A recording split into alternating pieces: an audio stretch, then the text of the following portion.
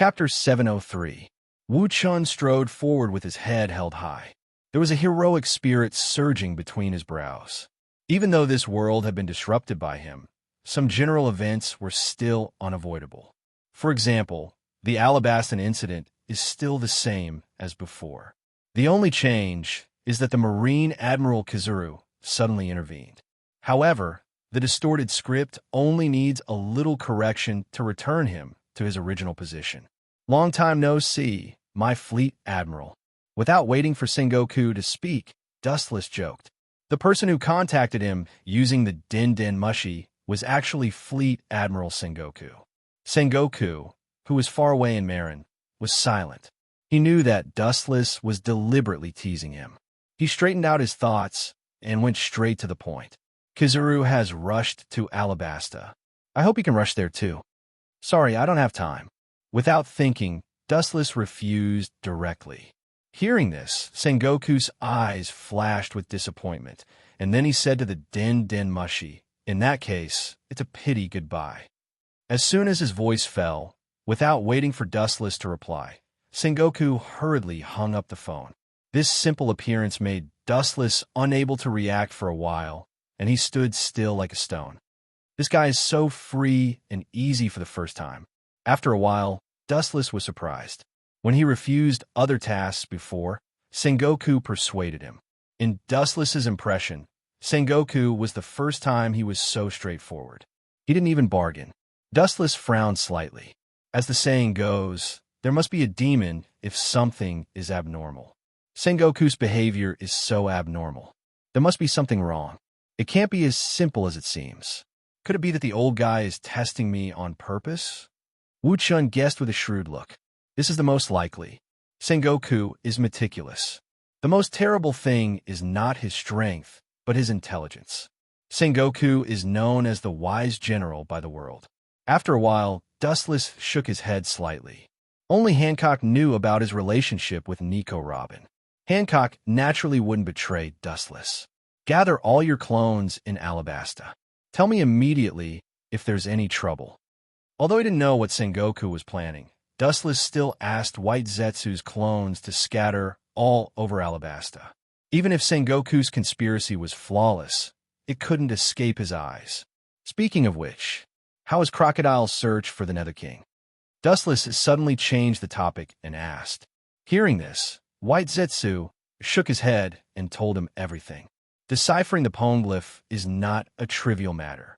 It requires a lot of time. I don't think Crocodile has made any substantial progress. He is still playing games with the Alabastan royal family. White Zetsu's tone was contemptuous. Crocodile was much more timid than before. It was estimated that he was scared by Dustless, so he became extremely low-key. It didn't take long for him to deal with the Alabastan royal army. He sighed and felt some sympathy for Crocodile. It was because Mariejoa was brutally suppressed by Dustless that a shadow was left in his heart. He began to tuck his tail between his legs and live in the dark day after day. Over the years, he rarely heard any news about Crocodile. It's like he evaporated into thin air. All of this was thanks to Dustless. If he didn't deliberately distort Crocodile's mentality, maybe the kid would be happy to be a big thief now, and he wouldn't run to Alabasta, a country full of wind and sand. He even spent several years painstakingly gathering like-minded people from all sides, establishing a huge organization, and finally took the risk of collecting the devil child Nico Robin and looking for ancient weapons. White Zetsu knew that all of this was to retaliate against Dustless, for the shame that Dustless gave him. You are a man-made product. Why are you sighing, White Zetsu?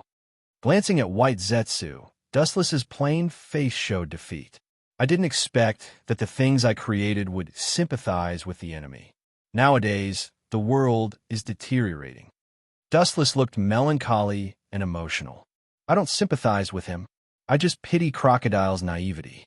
White Zetsu shook his head. He knew Dustless well. Ancient weapons are legendary things. How can it be so easy to come out? In addition, if he really finds ancient weapons, I'm afraid that the effect will be unsatisfactory. It's unrealistic to expect Pluto to make a comeback. There was a sigh in his words, and White Zetsu's face was full of pity.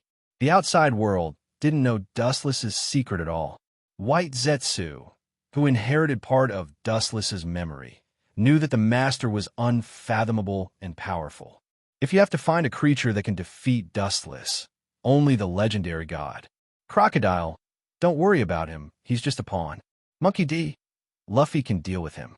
It is estimated that after defeating Crocodile, Luffy's bounty will increase again.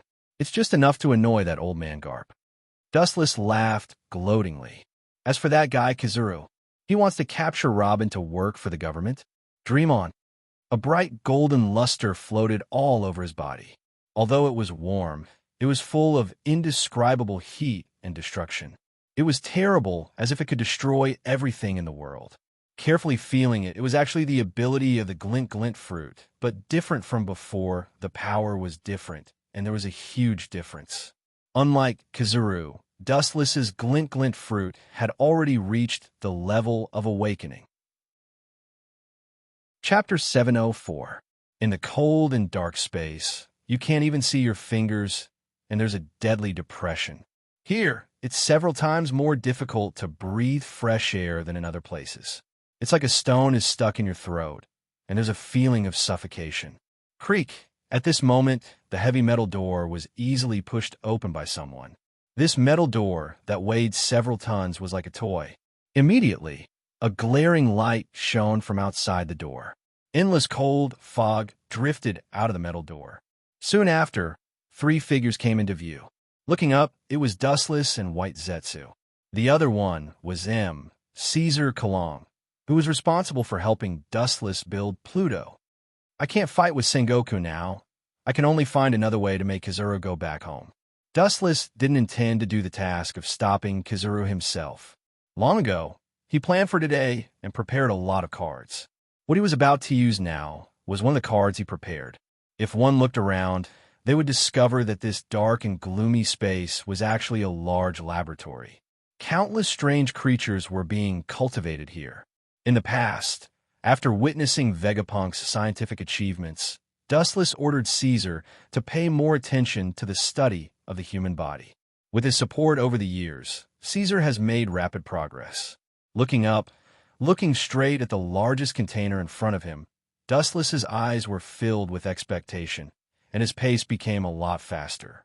The special pool was filled with a green solution, and a floating man was clearly visible. He had long black hair, a handsome appearance, and there was no breath, no heartbeat, and it's not difficult to see that he's a dead man. However, even if his eyes were closed, his whole body exuded an indescribable temperament, and it was full of overbearingness.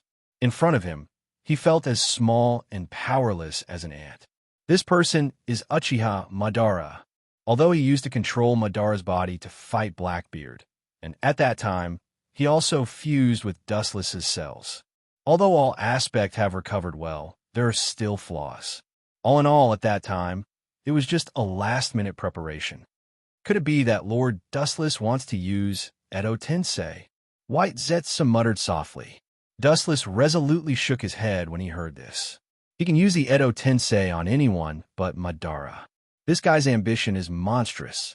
Even if he is dead, he is still a ghost. He longs to return from hell one day with an invincible posture and once again rule the world like a god. After pondering for a while, Dustless said resolutely, "Just make him into a heavenly axiom." In fact, Dustless still had the corpses of Hashirama and Tobirama. He could make them into one of the 6 paths, but thinking about Tsunade's feelings, he didn't want to do that. Tsunade was now treating him sincerely. If he turned her grandfather into a puppet, it would be too cruel. Besides, compared to Hashirama, Uchiha Madara wasn't bad.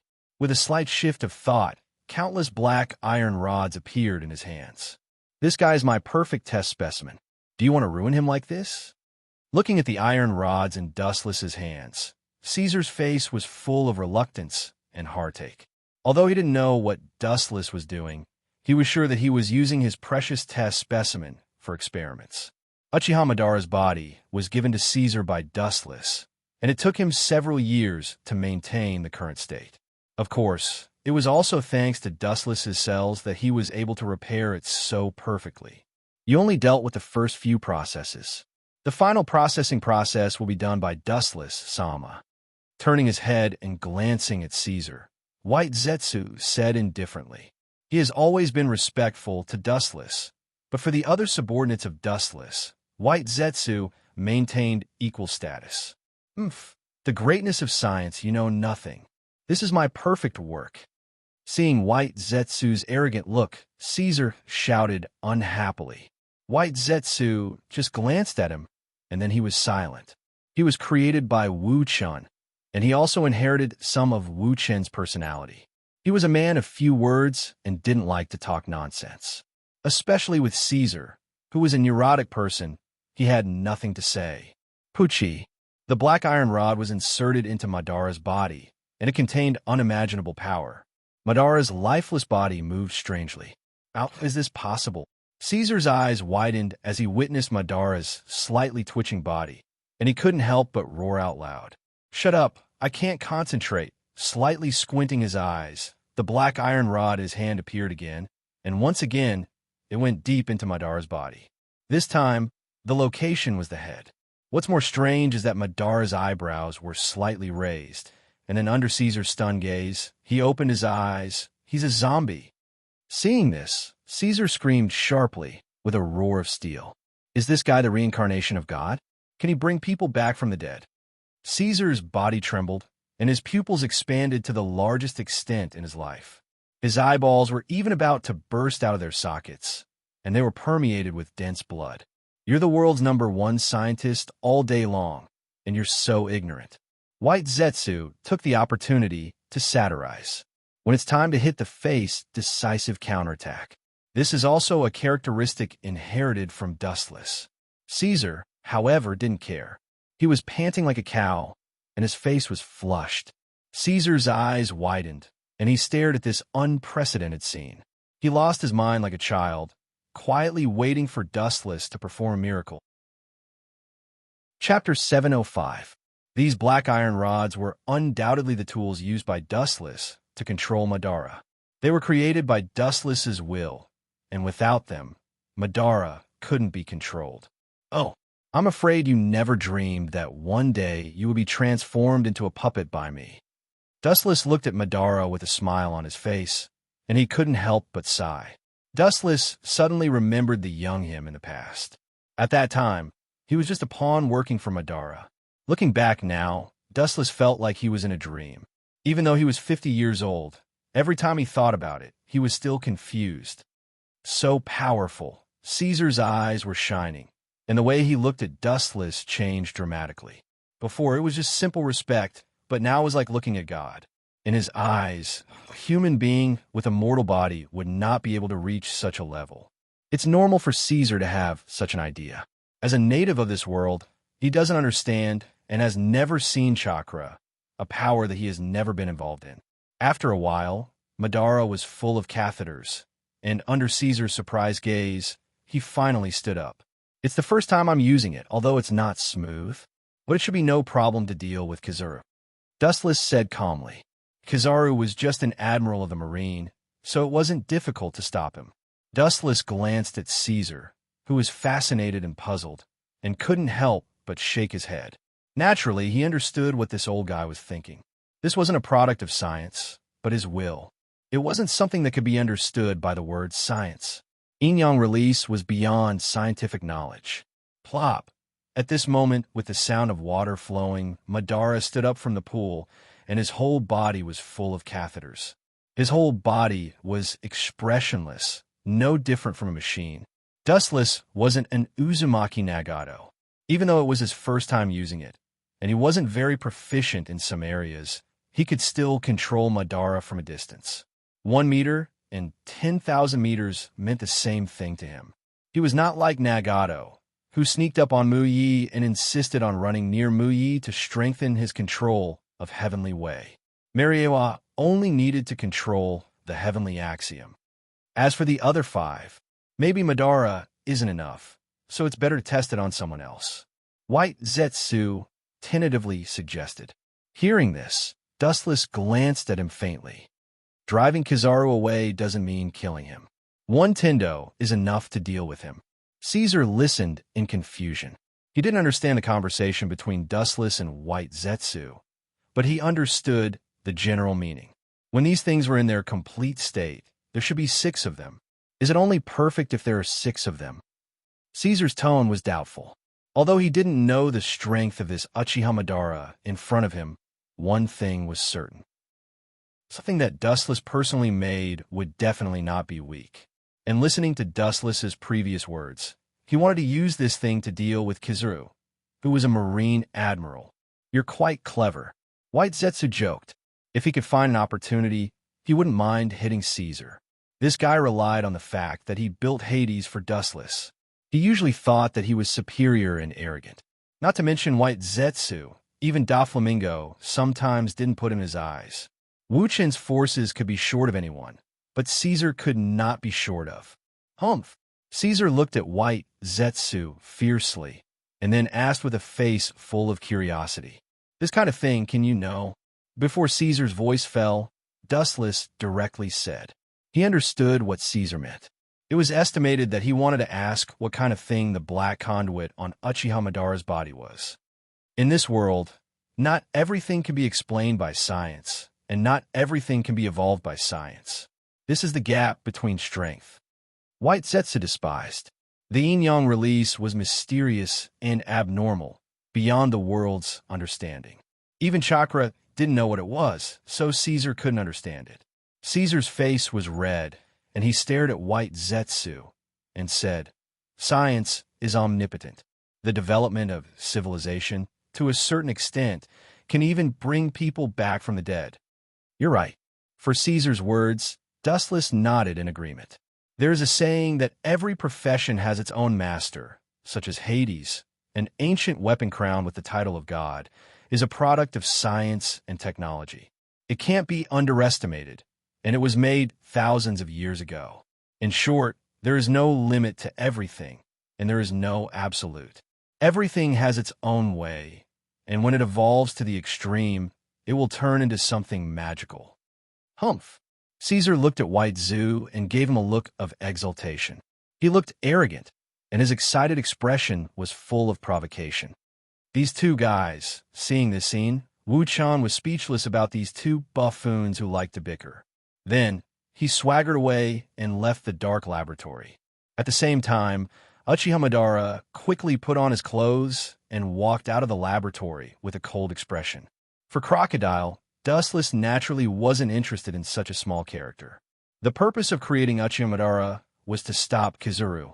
Otherwise, Robin would be caught by that wretched old man.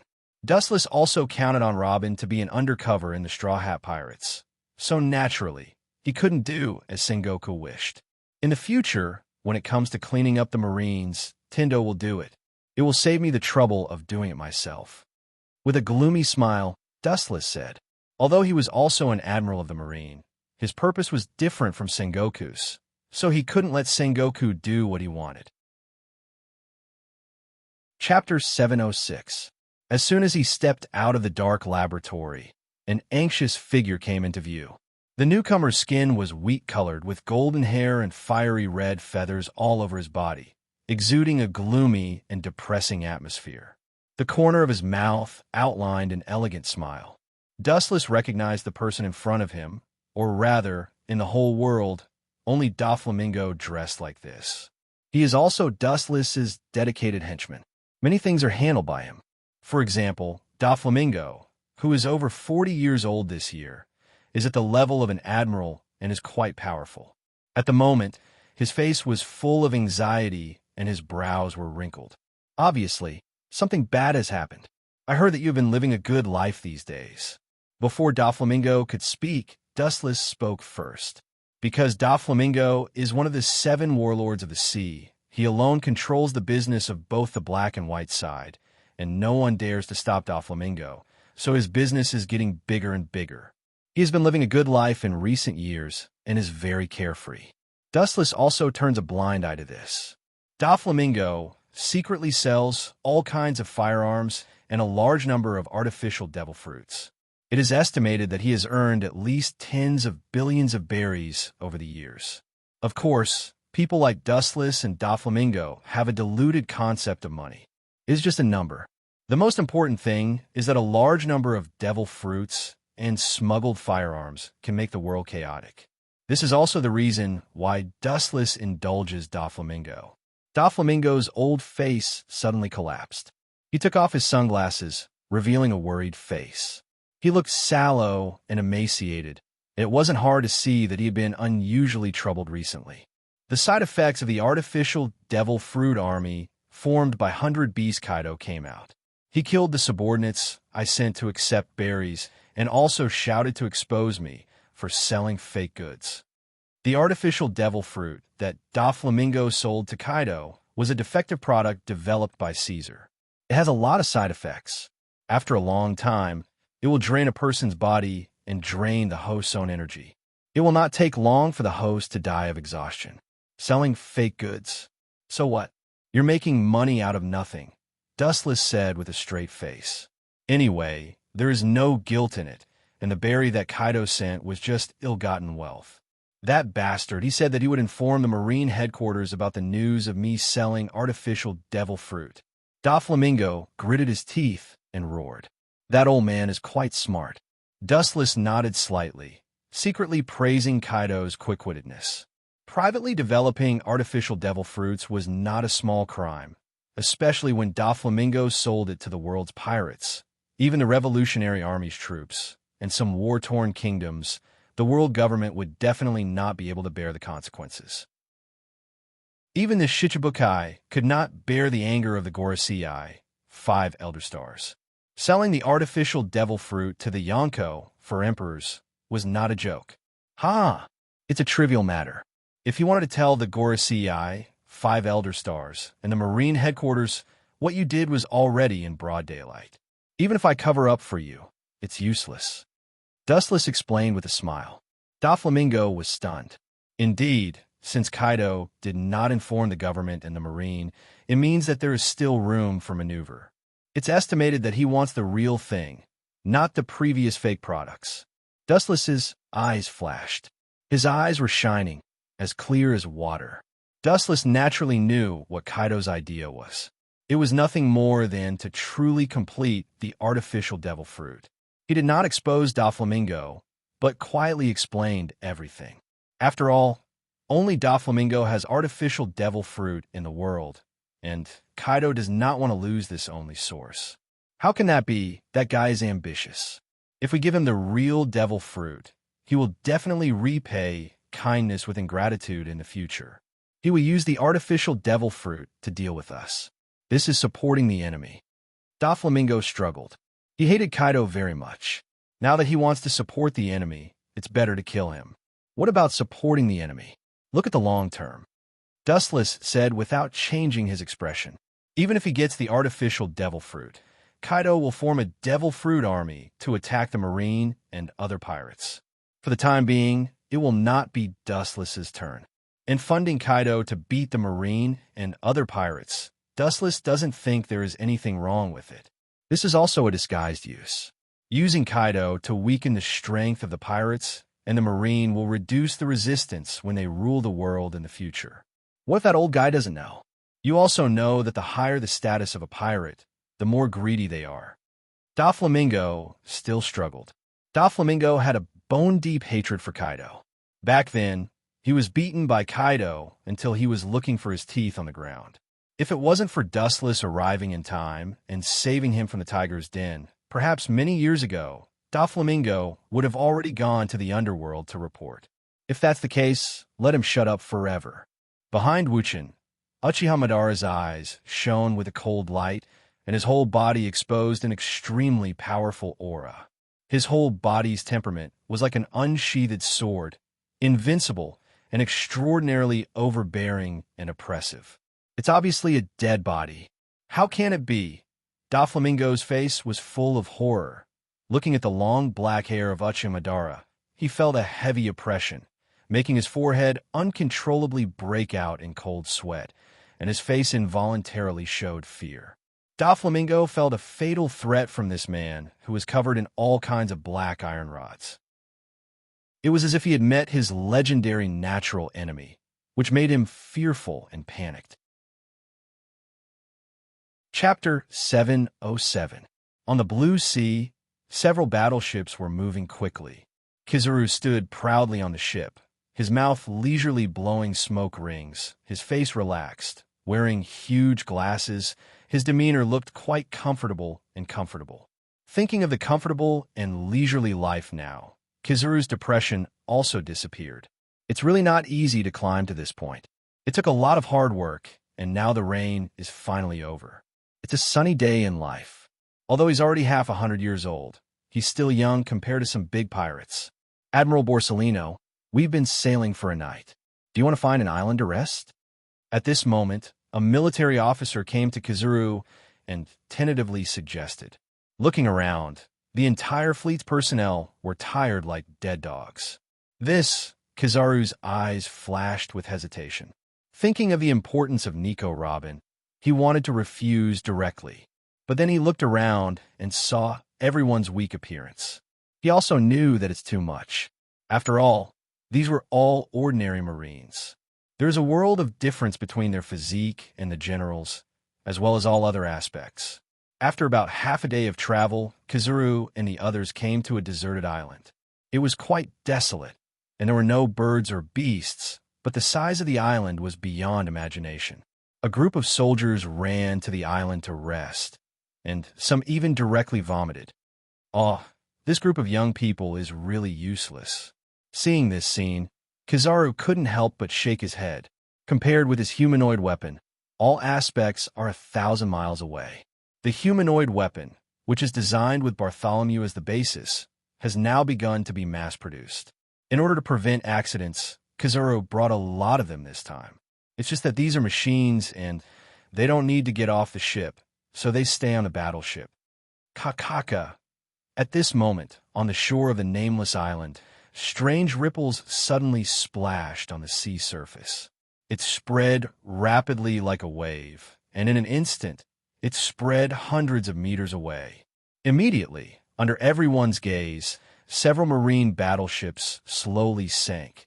Even with Kizaru's calm temperament, he was stunned. He looked at the scene in front of him with a surprised face, and immediately his wretched old face twitched. Although he didn't know what was going on, there was only one possibility for this strange, supernatural imagination. They were attacked. You've got guts. A cold light emerged in his eyes. Kizaru wiped his glasses. His squinted eyes enlarged, emitting a dangerous light. His eyes looked straight into the depths of the sea, and immediately his whole body emitted a golden flash. His whole body gradually collapsed, losing its texture, and a large number of photons all floated to the clouds. Using the characteristics of the glint fruit, Kizaru was able to float in the air for a short period of time. In just a few seconds, he was able to condense extremely dense flashes of light. The dazzling narrow light pulsed in Kizaru's palm, covering a surprisingly large area.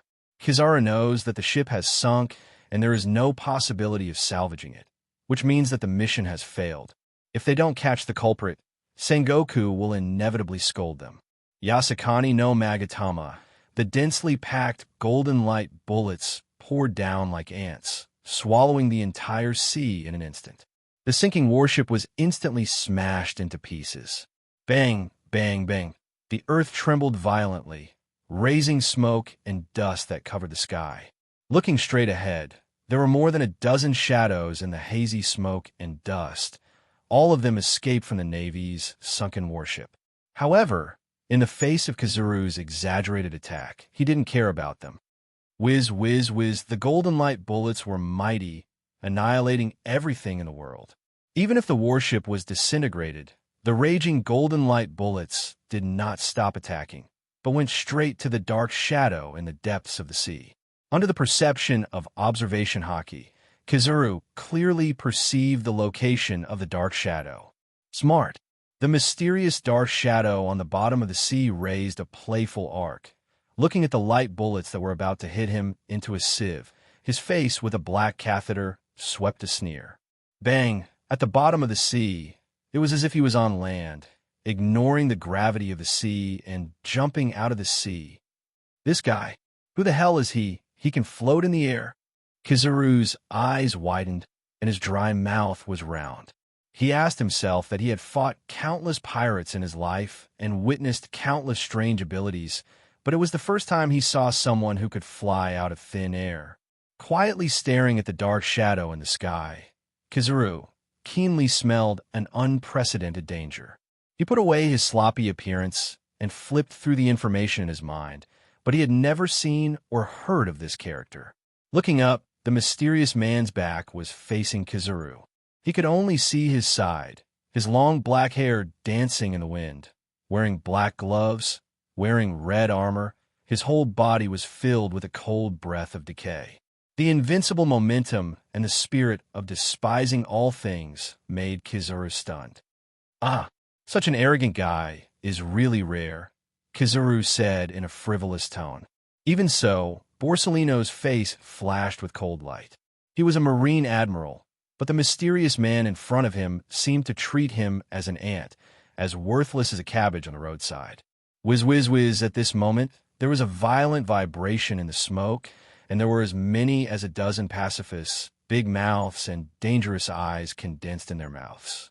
The source of this trick was Kizaru's laser, of course, because it was not his body, it was much weaker. Naive, at this moment, the mysterious man in the sky suddenly turned his head, revealing a purple eye, with a wicked smile on the corner of his mouth, staring at the roaring flash, the corner of his mouth slightly opened. Wheel grave, border prison. Chapter 708. There is no doubt that this strange dress, the only person in the world who has Rinnegan and can use the unparalleled ninjutsu like Luin Tomb, border prison, is Uchimadura, who was made into Tendo by Dustless. There is no one else. Luin Tomb, border prison. As Uchihamadara's voice fell, the void suddenly burst, a violent turbulence, and energy fluctuations visible to the naked eye rapidly expanded and extended, annihilating the light beam in an instant. Even the clouds floating in the void were eroded and erased due to the overbearing power of this attack. This guy actually broke the pacifista's laser in one go. Kizaru's tone was surprised, and even because of the incredible reason, his mouth trembled slightly, and the whole person lost his usual calmness. He understood the power of the pacifista, especially the laser of the laser, which is his glinting fruit. Kizaru naturally understands its power. Even if a pirate with a bounty of more than 100 million berries is hit, he will be killed in seconds. "Tell me your name." Kizaru was not angry. His voice was very soft, but it gave a kind of pleasant feeling. The whole person was like the grandfather next door. All in all, Kizaru at this moment gave people a very strange feeling, and even the marine on the side was puzzled. Uchihamadara. Uchihamadara looked at Kizaru with his hands crossed in front of him. Tendo Uchihamadara raised the corner of his mouth slightly, and then his lips opened slightly, calmly saying his name. Uchihamadara. Kizaru, who had never heard of this name, frowned, and his mentality that had not been angry for many years flashed anger, and there was always an unknown fire burning in his heart. He didn't know why, but he always felt that Uchihamadara's every move and every word was full of contempt, as if nothing in the world could be reflected in his eyes. "Kizaru, this kid is smart." Dustless, who was far away in Mariewa, laughed. Others may not know what Kizaru meant, but he understood very well that Kizaru actually stretched out his intention to win him over. After all, Uchimadara has no bounty, and his strength is not bad. If he could be pulled into the marine, it will be a blessing. The idea is beautiful, but the reality is really cruel. The mission is complete. It's time to retreat. Completely ignoring Kizaru, Uchihamadara showed everyone his back. His simple appearance made everyone stunned. Kizaru and the others felt worse than eating 10 pounds of flies. In front of this man, they were all insignificant pawns. "You want to leave? How can I explain this to Sengoku?" After several provocations, Kizaru's heart was as calm as an ancient well. His flame index also increased. His face was cold, and he immediately turned into a golden photon and whizzed out. The sharp whistling sound in the air made one's scalp tingle. Such a big formation. Do you think that I wouldn't notice you and purposely go easy on you? Uchiha Madara's footsteps stopped as he noticed the loud noise behind him. He muttered to himself as he formed a seal with both hands. In just a blink of an eye, a simple earth release ninjutsu was completed. Earth escape, earthquake core. The earth behind Uchiha Madara trembled, and a solid earth wall instantly condensed, separating Kizaru and Uchiha Madara. How could such a scam work? With a sneer on his face, Kizaru's hands suddenly condensed the outline of a golden sword. Kusanagi Cloud Sword. It was a divine sword that could cut through iron as though it was mud. The sharpness of the sword was enough to cut through meteorites.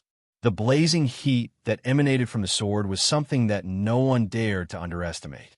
As long as one came into contact with it, they would be melted into nothingness by the blazing heat. Kacha! The wall that rose from the ground was penetrated by the flash of light, and then shattered with a bang. Please go to the Marine headquarters with this old man. Otherwise, Kizaru's words stopped abruptly as the blazing temperature hit his face. He looked up and saw a giant fireball roaring in front of him. Due to its terrifying power, the ground was scorched yellow, and hideous cracks appeared. It was no different from a riverbed that had been dry for several years. In an instant, it swallowed Kizaru and passed through his body. So strong. Looking at the fireball penetrating his body, Kizaru couldn't help but take a deep breath. Perhaps if he didn't launch his elemental transformation ability at the last moment, he would have been seriously injured. This guy, what kind of ability is he? Paramecia? It shouldn't be. Logia? It doesn't seem to be. Kizaru carefully looked at Tendo Uchiha Madara, and his clear mind fell into a dead end. It was the first time he met such a tricky enemy. However, thinking of his huge advantage, Kizaru's old face changed faster than flipping a book. The biggest advantage of the glinting fruit is its terrifying speed and powerful strength. With a golden luster, Kizaru completely ignored the distance. In less than a blink of an eye, Kizaru jumped close to Uchiha Madara. Dustless, who was far away in Mariehua controlling the heavenly axiom, just smiled indifferently and was unprecedentedly calm. Speed is power. Have you ever been kicked at the speed of light? The voice of the vicissitudes of life rang in Uchiha Madara's ears, and he looked at Kizaru's calf that had condensed a dazzling light. Seeing this, Uchiha Madara just smiled disdainfully, and the black ball that had quietly condensed in his hand was thrown into the sky. Gravity is the natural enemy of everything. Even light is no exception. Have you ever been swallowed by gravity? Admiral Borsellino, Chibaku Tensei. Chapter 709. The black sphere in the sky looked harmless and small enough to be ignored. But what frightened Kizaru was that his whole body was out of control. Instinctively, he wanted to turn into a flash of light and slip away, but the deadly gravity made him afraid to take risks, and an inexplicable voice in his heart warned him not to elementalize. Ka. The earth kept trembling and jumping, like a swamp, extremely fragile. Boom, boom, boom. He didn't know how long it took, and finally, the earth, which could not withstand this gravity, burst open, and a huge gap appeared. The ground was easily torn apart by the penetrating gravity of Chibaku Tensei, leaving a terrible gap. Could it be that? What a joke. For the first time in his life, Kizaru's eyes showed panic. Under this boundless gravity, he couldn't move an inch. His body was invisible, as if he was carrying a mountain without a physical body, and breathing was 100 times more difficult than usual. He vaguely understood Uchiha Madara's intention to use the small black sphere as the core to form an unprecedented giant meteorite. No, I'm just sitting there waiting for death. The hesitation in his eyes turned into determination as he stared at the sphere in the sky that was about to swallow the world. Kizaru was scared, and the void was obviously changing. The terrifying gravity could even distort space and time. Once he was taken in by that thing, he couldn't do anything even if he tried his best. Without thinking, his body directly turned into a photon and whizzed out. What can you do under the gravity of Chibaku Tensei? Dustless, who was far away in Mariewa, sighed helplessly. Light was attracted by gravity. If Kizaru had been prepared in advance, he could have escaped, but he was unaware that he had been covered by gravity and was destined to be swallowed by Chibaku Tensei. The elementalized Kizaru not only did not escape the swallowing of Chibaku Tensei, but he was also quickly crushed by Chibaku Tensei. At the moment when he was about to be crushed, a little crystal mist suddenly appeared in the air. "This is ice dregs?" Dustless, who was controlling Uchiha Madara, was puzzled as he caught the falling crystal transparent body. Boom, boom, boom. The void flashed with a dazzling fire, and the broken walls immediately fell under the pull of gravity. Tendo Uchiha Madara turned his head slightly, and the figure behind him was looming in the smoke and dust. Rinnegan rippled. Far away in Mariewa, Dustless's doubts also disappeared. No wonder Sengoku called to deliberately test me. It turned out to be for this reason. It's a pity that he didn't wait for me. But he waited for Uchiha Madara.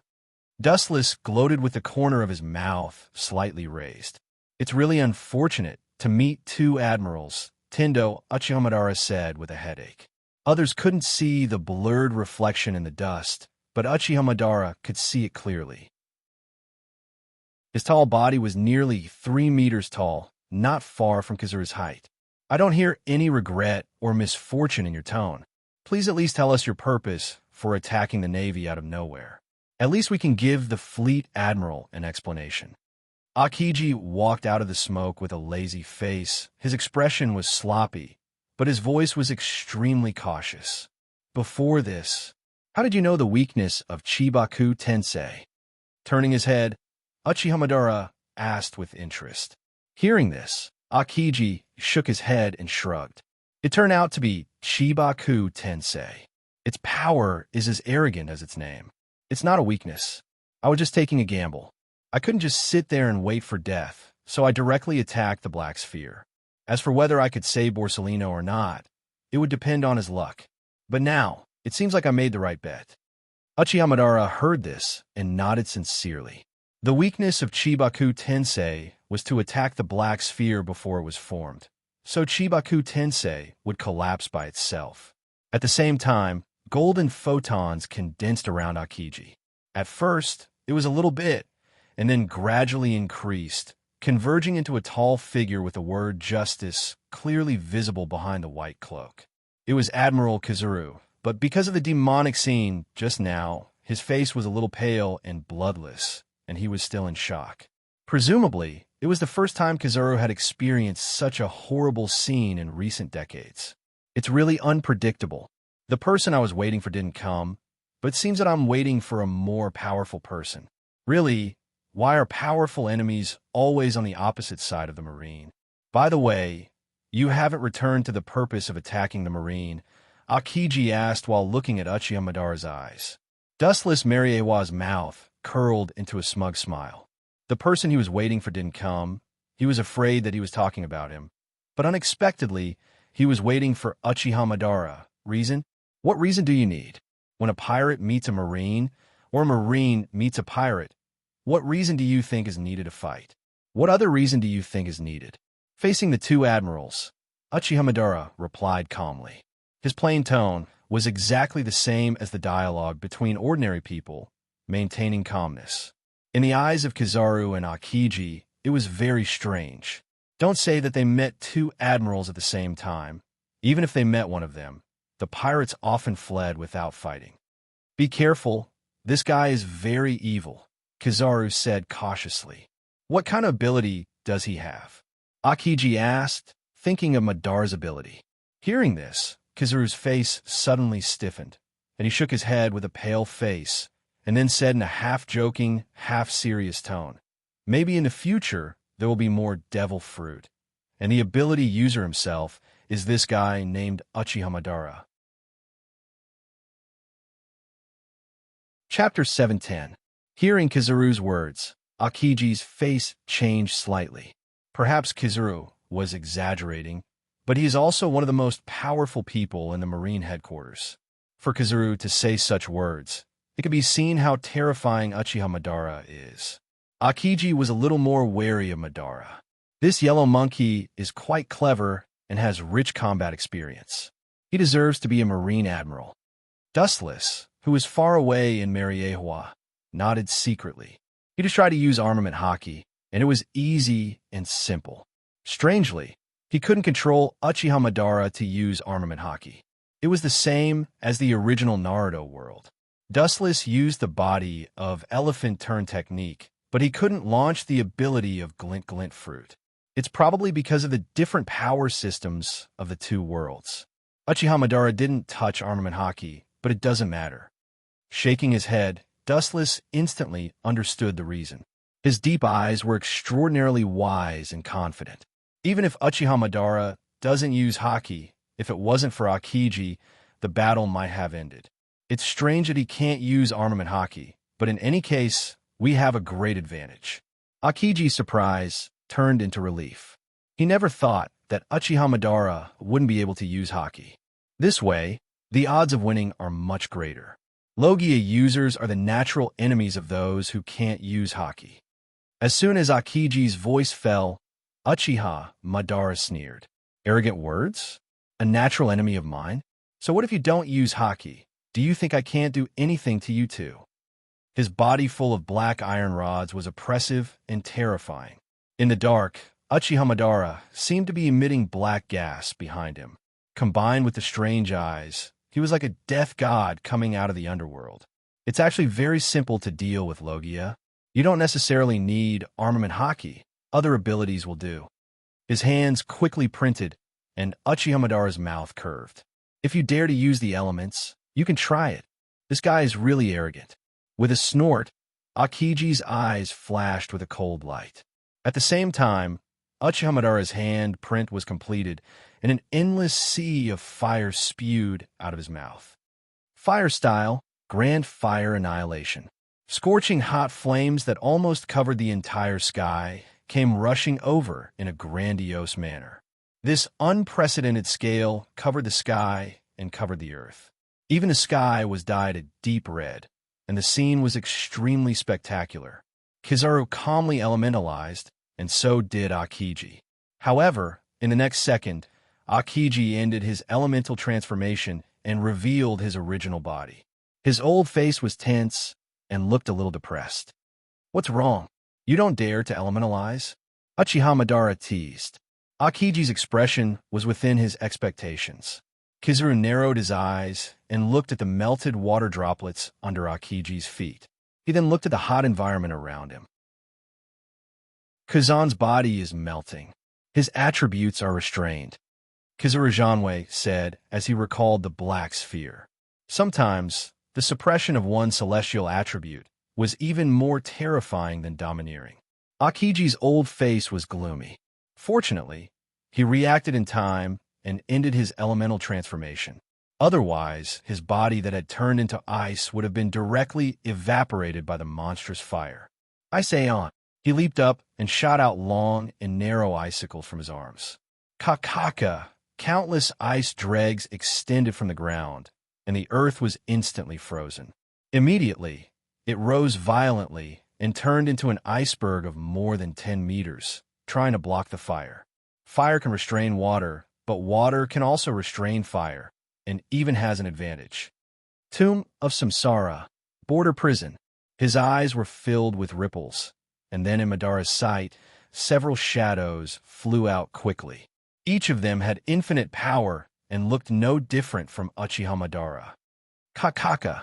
The majestic ice mountain was instantly smashed by the shadows, and the sea of fire swept out and swallowed Akiji in an instant. The boundless sea of flames swept down with monstrous momentum. Everywhere it passed, it was a complete mess. The ground was roasted to an unbearable state. Hideous cracks appeared on the ground, and the earth was slowly cracking apart. This armament haki is really a headache. Uchiha Madara sighed helplessly. Nonsense. Even if you feel a headache, at least show some embarrassment. Your acting is really bad." Admiral Kizuru took a cigarette and said sarcastically. In the sea of fire, Akiji stood tall and straight like a mountain. However, this Akiji was not that Akiji. His whole body was as black as ink, and even deeper than ink, shining in the sea of fire. Madara's eyes passed through the thick sea of fire, and Akiji, who was in the state of armament hockey, came into view. Every inch of his skin turned into hard steel, resisting the erosion of the flame. Dustless, who was controlling Madara in Mariewa, was calm and felt that this scene was very normal. Armament hockey is a universal skill in this world. Virgo, as a vice admiral of the Marine, can be fully armed. There is no reason why Akiji, as an admiral, can't do this. Moreover, he was better than Virgo in every aspect. This feeling is really uncomfortable. Looking around at the blazing sea of fire, even because the fire was too fierce, it burned on Akiji's whole body, and the hot temperature was enough to evaporate everything. Akiji, who was in armament hockey, looked cold. As long as he was elementalized, he was afraid that he would be annihilated on the spot. Akiji's heart was filled with unspeakable grievances. Being forced to such a point by a person who could not use armament hockey, Akiji felt bad luck and helplessness, and, at the same time, there was fire in his heart. Chapter 711. Water and fire were naturally two opposite attributes. The moment the fire appeared, Akiji felt uncomfortable all over, as if he was going to be melted. His body kept sweating. Water can restrain fire, and fire can restrain fire. In the end, who can restrain who and who is better depends on the level of strength. You seem to have forgotten the existence of this old man. Kizuru's calf condensed a powerful flash, and the dazzling light could burn human eyes, making people not dare to look directly at it and instinctively close their eyes. Lightspeed kick. With Kizuru's voice fell, a straight ray of light shot out, cutting through the void, and in the blink of an eye, Uchiha Madara was swallowed. Seeing this, Uchiha Madara still held his hands in front of him and didn't hide. His purple pupils splashed with ripples, and his shadow immediately responded. Boom, boom, boom.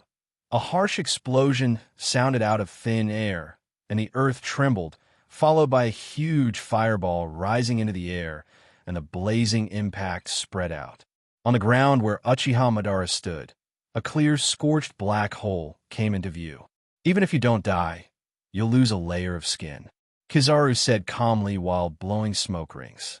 The power of Lightspeed Kick is amazing, and it can even destroy a mountain and tear a huge crack in the solid earth. The consequences can be imagined if a human body withstands it. Is that so? Then you're doomed to be disappointed.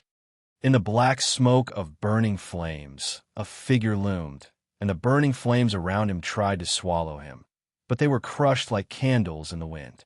In the flames, Uchiha Madara was cold, and every time he took a step, the burning flames would gradually extinguish and collapse. Boom!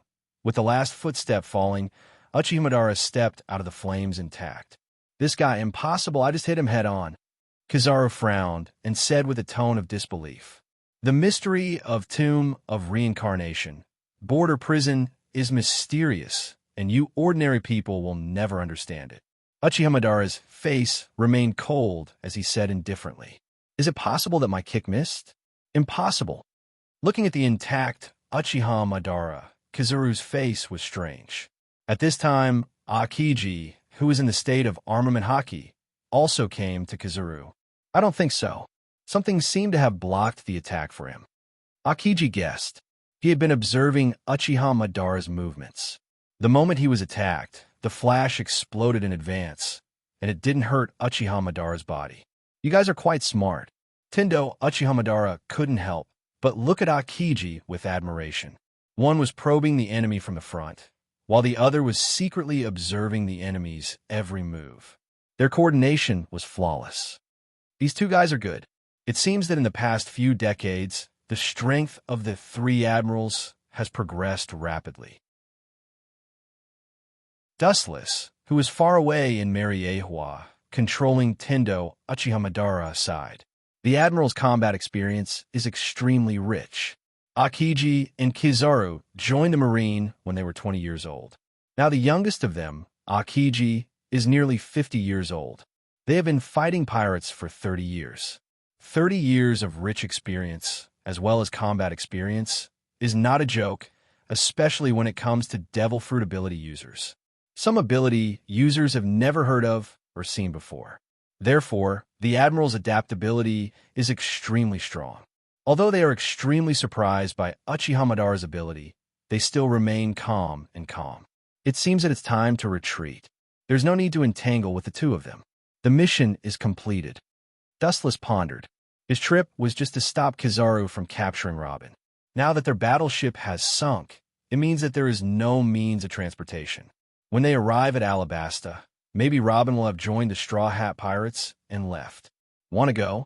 If I let you go so openly, how will I explain it to Fleet Admiral Sengoku? Kizaru's eyes reflected a cold light, and he immediately waved his hand with great momentum. Like a sculpture of a pacifist, he moved side by side to block Uchihamadara. A mantis trying to stop a chariot. No one can stop me if I want to go. Not to mention the two of you. Even if the Marines' top battle powers gather together, they won't be able to do it. The void vibrated, ripples visible to the naked eye, and a strong repulsive force expanded. Uchihamadara mobilized a large amount of chakra, and there was even a little blood in his eyes. The whole person was particularly terrifying. This state was no different from an erupting volcano, full of indescribable danger. Super Shinra Tensei. The whole island trembled violently, and the high-density chakra in the body erupted. The impact was as vast as the ocean, and the earth under Uchihamadara's feet was directly wiped out. Akiji and Kizaru were fine. Both of them were extraordinary, and their observation haki and armament haki were unparalleled. Although they were affected, they escaped the fatal surprise attack. However, the pacifist was not so lucky. The pacifist's body suddenly cracked under the impact. Even if their skin was as hard as iron, it was difficult to guarantee that they would survive. Their bodies were torn apart by the boundless force, revealing various mechanical parts. That Vegapunk is worthy of being a peerless genius. Uchihamadara's eyes narrowed, and his anger converged. Although the modified pacifista's stats weren't as good as the original Bartholomew Bear in all aspects, its body's hardness had increased by quite a bit. The special materials used to construct the pacifista were obviously not ordinary.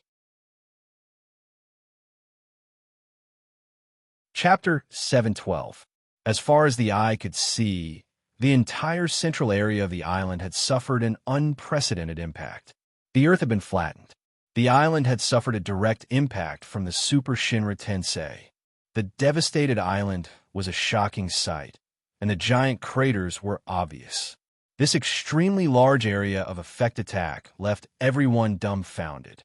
Not only that, the exaggerated destructive power was unforgettable. The entire terrain of the island was rewritten by this unprecedented attack. Kazan, are you sure the opponent we are fighting is really human? Kizaru's face was covered with dust. At this moment, he looked like an old man who hadn't taken a bath for many years. This should be maybe. Not only Kizaru, but even Akiji had doubts. The answer sounded ambiguous. Such a large-scale attack was beyond imagination, and the two of them were fortunate enough to follow Garp and Senshi Sengoku to fight against the legendary pirate king, GOLD, Roger. Roger, who is almost deified by the world, may not be able to make such a shocking attack. One move almost destroyed the entire island. Anyway, it is necessary to investigate the origin of this guy. Otherwise, we can't complete the task. Kizaru flicked the dust and lit a cigarette. Hearing this, Kazan nodded in agreement and stared at Tendo Uchihamadara, who was covered with black tubes with a frozen face. Let's go together. The moment Kizaru's voice fell, he disappeared. Looking at the fragments of the Kazuchiha Madara, crushed like ants, his old eyes flashed with disapproval. These simple machines can be mass-produced, as many as you want. Yasukani no Magatama. Knowing the strength of Uchiha Madara, Kizaru chose to be cautious. He waved his hand and used his most powerful move. Dark blue light erupted. Unlike the golden giant dustless's body, a blue skeleton rose from the ground and defended Uchiha Madara. Kinsusunu. With Uchiha Madara's low voice, the dark blue light turned into a real one. Clang, clang, clang. Kinsusunu was swallowed in the blink of an eye. Because the light was too strong, it covered the dark blue luster of Kinsusunu and dyed it golden. Ka ka ka. In the swallowed Kinsusunu, the sound of bones cracking could be faintly heard. It seems that you are not invincible. Like I said, God is fair to everyone. Kizaru said calmly as he tasted the rich tobacco in his mouth. Following his gaze, the dark blue skeleton gradually collapsed. Let me give him a boost. Qingji revealed a stern expression. Both of his eyes were as sharp as a blade. Icy cold air gathered on his right arm and quickly formed a large, exquisite ice sculpture. A stormy pheasant beak. A huge ice bird condensed in an instant, flapping its wings vigorously, sending out a piercing cold wind, and with a powerful impact, it swept towards Uchiha Madara. The cold and gloomy air emanating from his body could freeze time and space. Ka ka ka. At the same time, the impenetrable Susanoo that protected Uchiha Madara finally couldn't withstand the erosion of the light, and it shattered with a bang. Whoosh! The cold wind blew. The cooperation between Kizaru and Akiji was quite close. At the moment when Kinsusanu collapsed, the ice bird condensed by Akiji roared and instantly froze Uchiha Madara into a shining ice sculpture. Under the illumination of the sun, it was extraordinarily beautiful and full of artistic feeling. This monster is finally locked in a cage. His tight heart relaxed, and Akiji breathed a sigh of relief. His slightly tired old face also regained its luster. One unexpected disaster. I was forced into such a mess by a guy with no bounty. Really, how come there are more and more monsters in this world? Looking at himself, Kizaru couldn't help but complain. Looking up, there were many scorch holes in Kizaru's clothes, all thanks to Uchiha Madara. Contact the fleet admiral. The battleship has been completely destroyed by him. We can only send someone to pick up. Akiji's voice didn't fall, and the ice that froze Uchiha Madara made a crisp roar, and many cracks could be clearly seen on the surface of the ice. Could it be that this guy is still moving? Akiji's eyes were filled with cold light, and he didn't hesitate to touch the ground with his hands, and the whole earth was instantly swallowed by the ice. Ice Age. The more piercing ice swallowed Uchiha Madara, and the broken ice all over his body healed and solidified again. Compared to the previous ice bird, this Ice Age was undoubtedly more terrifying. He has such a strange ability. Maybe it's really like what you said. I don't know when an all-rounder like him will appear. Thinking of Uchiha Madara's dazzling ability, Akiji couldn't believe it. All-rounder? So what?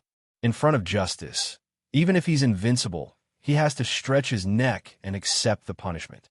Kizaru flicked the ash off his cigarette and said lightly, I say, are you two mistaken?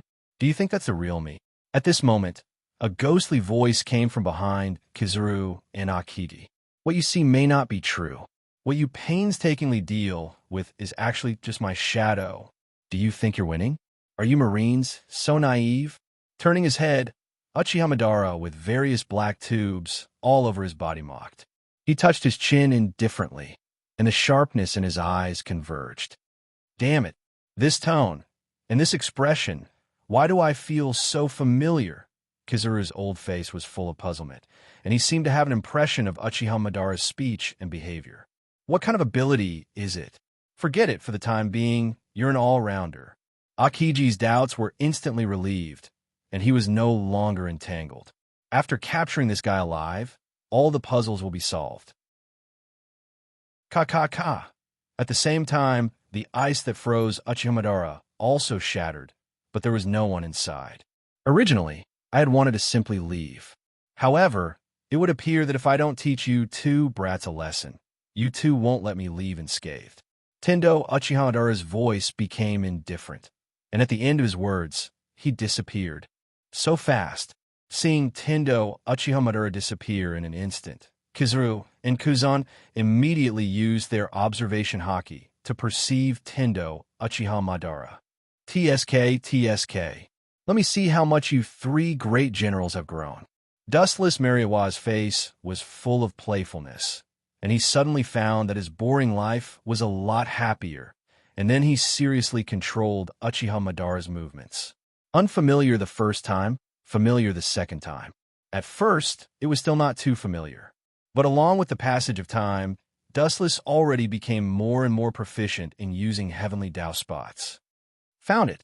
With a cold light in his eyes, his observation haki captured Uchihamadara's murderous intent, and the air around his body quickly froze and turned into several sharp spears. Ice double thorn spear. Aiming in the direction of Uchihamadara, it immediately whistled out mercilessly. Uchihamadara's eyes narrowed slightly, and he noticed the ice spears shooting towards him. His sunken eyes rose, his hands slightly opened, and a perfect defensive circle suddenly formed. Shinra Tensei. The 360-degree defense was watertight, protecting Uchihamadara. The space was tightly sealed, and even the air was isolated. Bang, bang, bang. Shinra Tensei was enough to defend against most physical attacks, and the ice spears were easily bounced off and penetrated deep into the soil. The sharp spears were hard to imagine, and they directly cut the ground. A normal human would have been sliced in half with just a light slash. Laser. A large number of photons condensed at the tip of his thumb, and the shining light made people unable to open their eyes and immediately rushed out, swallowing Uchihamadara. Seeing this, Tendo Uchihamadara just didn't care about it. The void in front of him slowly distorted, showing a strange vortex shape. Kamui. The powerful roar fell, and the vortex-shaped space turned into a bottomless black hole, easily swallowing the gorgeous light beam. Seeing this, Kizaru suddenly froze, and immediately realized that Uchihamadara was approaching. He was about to elementalize, but suddenly remembered the terrible gravity before, and immediately canceled the plan. His right arm glowed with golden light, and a sharp sword condensed in an instant. Clang! The empty space suddenly had a spark, and immediately saw two figures flashing out of thin air. Uchihamadara, holding a black iron stick in his hand, easily blocked Kizaru's attack. Don't forget me. Akiji attacked from behind, holding an ice sword in his hand, and used all his strength to stab Uchihamadara's head. You are too careless. I never said that I would fight alone. Seeing this, Uchihamadara turned his head to look at Akiji, and the corner of his mouth swept with a gloomy smile. His eyes rippled, and a very dangerous wave quietly spread. At this moment, time seemed to stop. Wheel grave, border prison. Akiji's expression suddenly solidified, and the hair on his body stood up uncontrollably. He remembered Uchihamadara's strange trick before, and his face was full of determination. Instinctively, he smelled ominous and dangerous. Byusashoku hardening. In an instant, his whole body turned into black steel, strengthening his own defense. Boom! When the sharp eye spear was about to pierce Uchihamadara, Akiji's right face was hit by a strong attack, and his whole body flew upside down and hit the ground heavily. And you? His eyes then turned to Kizaru, and his pupils once again swayed with a dangerous light. Boom! With Akiji as an example. Although Kizaru had been carefully prepared, he still couldn't avoid the same fate. His abdomen was hit hard, and he was hit by a powerful force. Akiji and Kizaru couldn't see it, but in Uchihamadara's sight, there were as many as 5 shadows protecting him. Damn bastard, you don't know how to respect the old. Kizaru stood up awkwardly, and his heart was extremely sullen. It's not that he didn't want to elementalize, but Uchihamadara's method of suppressing his attributes was too terrible. Thinking of the previous experience, Kizaru's scalp was numb. Once controlled by the ghost called Chibaku Tensei, he was afraid that he would live in a meteorite for the rest of his life. Akiji's old face was also ugly. He didn't dare to elementalize easily.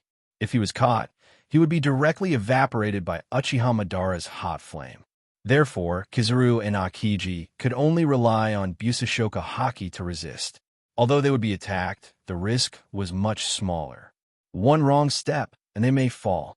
Now you should know what you and I are aware of. Uchiha Madara glanced at the two and whispered. Kizaru and Akiji looked at each other and still refused to give up. There was no other reason except that the admirals who died in battle had never been heard of escaping from pirates. Otherwise, they would have no face to return to the Marine headquarters. This unequal war didn't end until late at night. Uchiha Madara still left safe and sound. Akiji and Kizaru couldn't stop him at all and could only watch. Dustless naturally wouldn't waste time with Kizaru and Akiji, because this was originally to stop Kizaru from capturing Robin. Destroying their battleship was actually the end of the matter. However, Kizaru and Akiji refused to let go, so he could only fight. I guess there will be a bounty tomorrow. Staring at the sea in the distance, Dustless said calmly. His performance was unusually indifferent, which was inevitable. Chapter 7:13. The bounty on a pirate is not only based on his own strength, but also an estimate of his future potential. Making the most comprehensive analysis, if the pirate is too dangerous, the Marine may immediately destroy their high-end combat power. However, as for Uchiha Madara, it is estimated that no one could destroy him. Time passed unknowingly, and 2 days passed in a blink of an eye. On the magnificent sea, huge ripples appeared. Looking as far as the eye could see, several giant battleships slowly moved forward. This time, the Marine Fleet Admiral Sengoku and the Marine hero Garp took the lead. Can Kazan and Borsellino be trusted? Garp? Thinking of the absurd rescue message 2 days ago, Sengoku still had deep doubts. In fact, I also think it's ridiculous. They are 2 admirals. Even if they are not opponents, they shouldn't be beaten to the point where they are about to starve to death. Garp said incredulously. They are admirals, and they won't starve to death. Who knows? Anyway, we are almost there. Sengoku shook his head and smiled bitterly. He was leading the team in case of accidents, and even his old comrade Garp was involved. He was afraid that this was a trap against the Marine. Uchiha Madara? When did such a guy appear in the world? This is a sign of the coming chaos. Sengoku looked at the distant sea, and his mood was particularly complicated. Powerful enemies always stand on the opposite side of the Marine. 2 days ago, Kizaru, Akiji, and Uchiha Madara fought on the island. This island was extremely desolate, and there were abandoned rocks everywhere. Not to mention suitable prey. Even flowers and trees were rare. The Marines' battleships were all sunk, and the food and water on board, as well as daily necessities, all sank to the bottom of the sea, so Kizaru, Akiji, and others were hungry for 2 days. There was no food on this desolate island, and the surrounding sea was extremely strange. Even fish were rare, so they could only endure 2 days of hunger. It's all because of that guy. He made me so embarrassed, hateful. On the reef, Kizaru looked decadent, and he cursed Uchiha Madara listlessly. At this moment, Kizaru was unbearable to look at. His clothes were ragged, and there were burnt holes everywhere. His lips were all cracked, and his eyes were sunken. Akiji beside him was not much better. He simply lay on the ground and took a nap. From his tired look, it was not difficult to see that Akiji was also very sad. It's reasonable to say that with an admiral's physique, even if they don't eat for a few days, it wouldn't be a big deal, but after fighting with Uchiha Madara for almost a day, both of them have already exhausted their physical strength. It's useless to complain. If we want to capture that man, at least the 3 of us have to go together. Akiji suddenly opened his eyes. His turbid eyes were full of tiredness, like an old man in his twilight years. His empty stomach was growling uncontrollably. The 3 of us? You mean to add Sakazuki? Kizaru was surprised as the scattered sunlight regained its brilliance. The three Marine admirals teamed up to deal with one person at the same time. Even the current Whitebeard couldn't withstand it. "Aren't you overestimating that guy?" Kizaru frowned, expressing deep doubts about this. Hearing this, Akiji glanced at Kizaru, then stood up and looked at the spectacular sea in the distance. His voice was filled with endless sadness. "The era in front of us is more chaotic than the era of the Pirate King." Akiji's face was complex as he said to himself with emotion. Countless pirates are fighting for hegemony, but there is only one position of the Pirate King. It's not difficult to see how bloody the sea will be in the future. Do you think that we have a chance of winning against that man named Uchiha Madara? Akiji turned his head and looked at Kizaru meaningfully. Hearing this, Kizaru was silent, and after a long time, he shook his head. After almost a day of confrontation, he and Akiji were suppressed. Uchiha Madara's performance was more like a test of the bottom line of Kizaru and Akiji's strength. Looking at the miserable island, Kizaru couldn't help but feel numb and cold sweat as he thought of Uchiha Madara's strength. Rumble. At this moment, Kizaru's stomach was also rumbling, and his old face was suddenly very embarrassed. At the same time, his heart was filled with strange emotions. The experience of these days was the biggest shame of his life. The two dignified admirals were forced to be so unbearable and hungry. Kizaru couldn't help but feel angry when he thought about it. Akiji didn't care about this. Perhaps the three of us together may not be the opponent of Uchiha Madara. He is too terrifying, and his strength has reached a point where we can only look up to him. Akiji said with fear, "Ship? It seems to be a marine ship. The fleet admiral is finally here." Suddenly, Kizaru found a black in the distant sea, and the frustration on his face disappeared. Akiji nodded and looked at it. It was indeed a marine battleship. This time we lost face. As the highest battle power of the marine, we actually let the fleet admiral and Gar personally come to rescue us. "Am I dreaming now?" Kizaru said with a smile on his face. Akiji nodded undeniably. He also felt the same way. Sometimes he thought that this was a dream, but it was just a joke played by God. However, the flattened island, the crushed mountain, and the island where all the creatures were killed obviously told Kizaru and Akiji that this was a cruel fact. Chapter 714. About half an hour later, the Marine's battleship finally docked on the shore. Fleet Admiral Sengoku and Vice Admiral Garp stepped onto the island and looked at the flattened island. Both of them looked at each other with astonishment. This attack seems to cover the whole island. After a moment of sluggishness, Sengoku, who recovered from his shock, said with a shocked face, "It's not that he hasn't seen a large-scale attack. Kizaru belongs to that kind of attack. But it's the first time in his life to see such an exaggerated attack that flattened the whole island." Garp also nodded in amazement. His eyes were wide open and full of horror. He has fought with countless pirates, but he has never met anyone who can do such an exaggerated thing and change the geological structure of the entire island. "Sorry, Fleet Admiral, we failed our mission." At this moment, Kazan and Kizaru came side by side. With guilt on their faces, their old faces were full of exhaustion, as if their souls had been taken away. Their eyes were dull and turbid.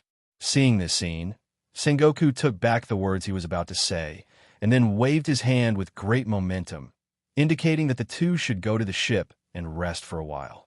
From the wounds on Kizaru and Akiji's body, it's not difficult to see that they have experienced an unprecedented battle before. "This world, there's another great person," Sengoku sighed. His complex tone was filled with endless sadness. Looking at the island that was almost dismembered, not to mention Kizaru and Akiji, even he had a feeling of soul trembling. Sengoku knew that the root cause of the failure of this mission was not Kizaru and Akiji. "Sengoku, are you going to return empty-handed?" Garp was surprised to hear the loss in Sengoku's tone.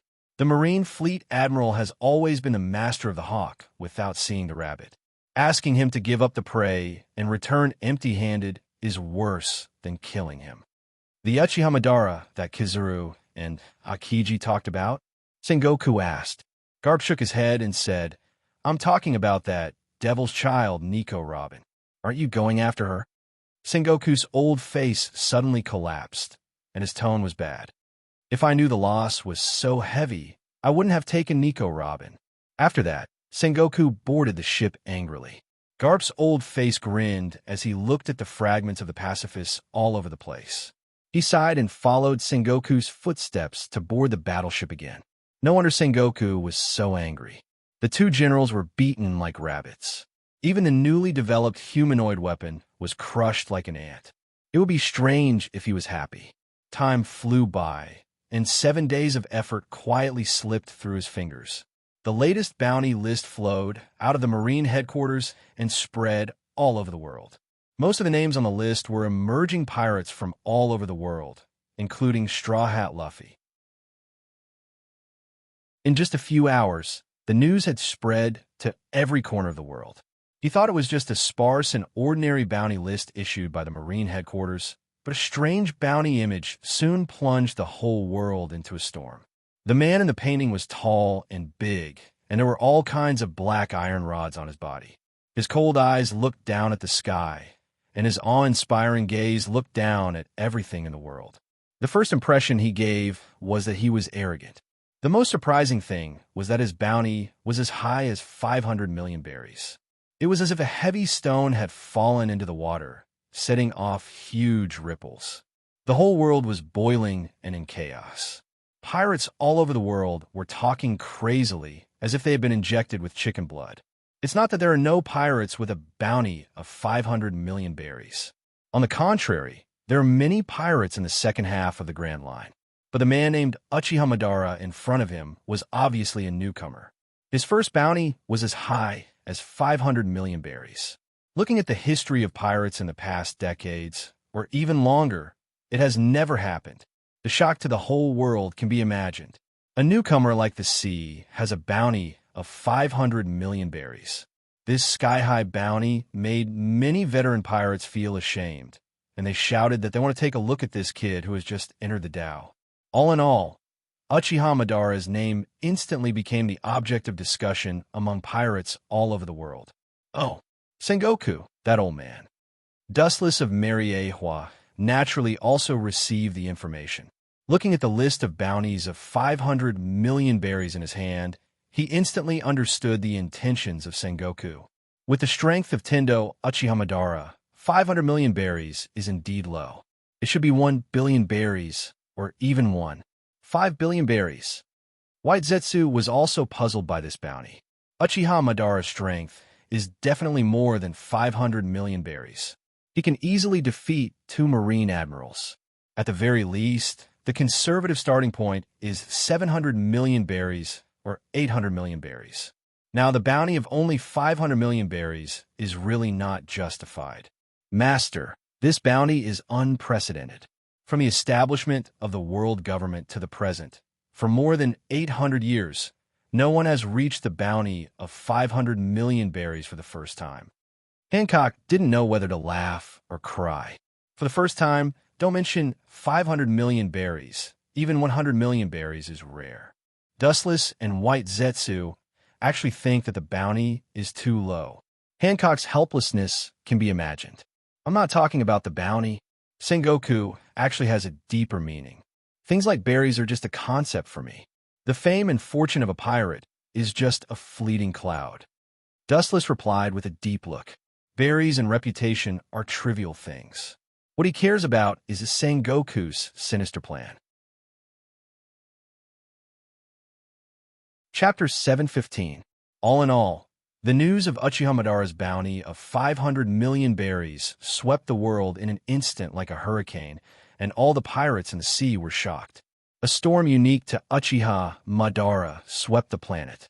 Even the Whitebeard pirates, who recently went berserk because of the disappearance of Fire Fist Ace, who was actually kidnapped by Dustless, stopped moving for a while and became strangely silent. They were also confused by the bounty of 500 million berries. A newcomer with a bounty of 500 million berries. This is the first time since the records of the world-famous pirates have been recorded. The name of Uchiha Madara remains in everyone's heart, and from then on, his every move will inevitably affect the nerves of the world, and it is extremely difficult to ignore him. However, everything has two sides. There's a saying that the higher you stand, the harder you fall. This is a truth that has not changed since ancient times. The higher you are held, the harder you fall. In fact, it is also a disguised form of flattery.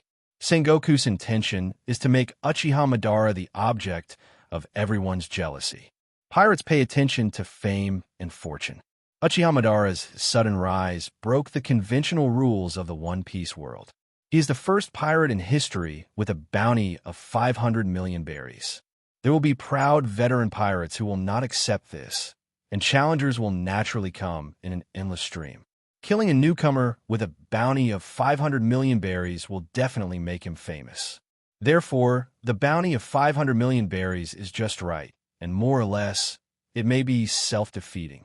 Today, one of the Yonko, for emperors, the captain of the Bigamamu pirates, Charlotte Lingling, her bounty is only 850 million berries. Increasing the bounty of Uchiha Madara to the level of a Yonko, for emperors, will inevitably arouse suspicion. Sengoku's painstaking calculation is useless. Uchiha Madara is just an enemy of the marine. If the target is a pirate, I will personally deal with it. In this way, Sengoku's plan to kill Madara will be aborted. Dustless originally intended to hide Madara, and only when dealing with the marine will Madara come in handy. By the way, I heard that Kizaru and Akiji are starving to death. Dustless asked with interest. Picking up the photos on the table in his hand, Kizaru and Akiji's hair was messy, their faces were dirty, and they looked thin. Obviously, they haven't eaten for many days. They looked quite similar to the drug addicts Dustless used to live in the third dimension. There's no doubt that all this is thanks to Uchiha Madara. The Super Shinra Tensei destroyed the entire island in one fell swoop. Only Akiji and Kizaru were struggling. They couldn't even find food to appease their hunger, so naturally they were starving. The Navy should try to cover up this kind of photo. How can it be published in a newspaper? Isn't this hitting their own face? Wuchen wondered. Kizaru and Akiji's embarrassment was also published in the newspaper, becoming the contrast of Uchiha Madara. There's no such thing as an impenetrable wall in this world. Sometimes, the more you want to hide something, the faster it will be exposed. Baizu's face was filled with a wretched expression as he spoke. He even had a gloating smile on his face. Hearing this, Dustless glanced at White Zetsu. If he didn't guess wrong, it should be this kid who exposed the news to the marine. In this regard, Wu Chun is too lazy to care about it. This is not a bad thing. Although he is also a marine admiral, the world government and the marine headquarters are not in the same bed as each other. Wu Chun is naturally happy to fight the arrogance of the marine. Since the emergence of the three admirals in the past few years, the marine headquarters has been extremely high profile, often taking the initiative to attack the pirates of the New World, and the 7 warlords of the sea colluded with the 7 warlords of the sea. Over the years, they have eliminated many vicious pirate groups. Today's New World is barely calm. At least, as long as the Yonko, for emperors, don't make trouble, the sea is relatively peaceful. This sudden incident is the first time that the marine has made a fool of themselves, and the protagonists are 2 admirals. The impact is unprecedented. I think Sengoku is more uncomfortable than eating a fly. In a trance, Dustless seemed to see the angry look of Sengoku, and his eyes glowed. There is no doubt that Sengoku didn't expect Uchiha Madara to appear out of thin air. The reason and motive are also inexplicable. It seems that he is just like other pirates, holding the mentality of becoming famous in the world. And the object of suffering is naturally Kizaru and Akiji. What about the movements of the Straw Hat Pirates? They should have landed on Alabasta. Dustless changed the topic to the Straw Hat Pirates.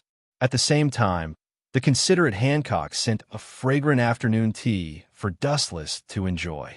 Suddenly remembering the blue-haired girl Vivi and her father Corbula that Mariehua met back then, Dustless's eyes flashed with a strange luster.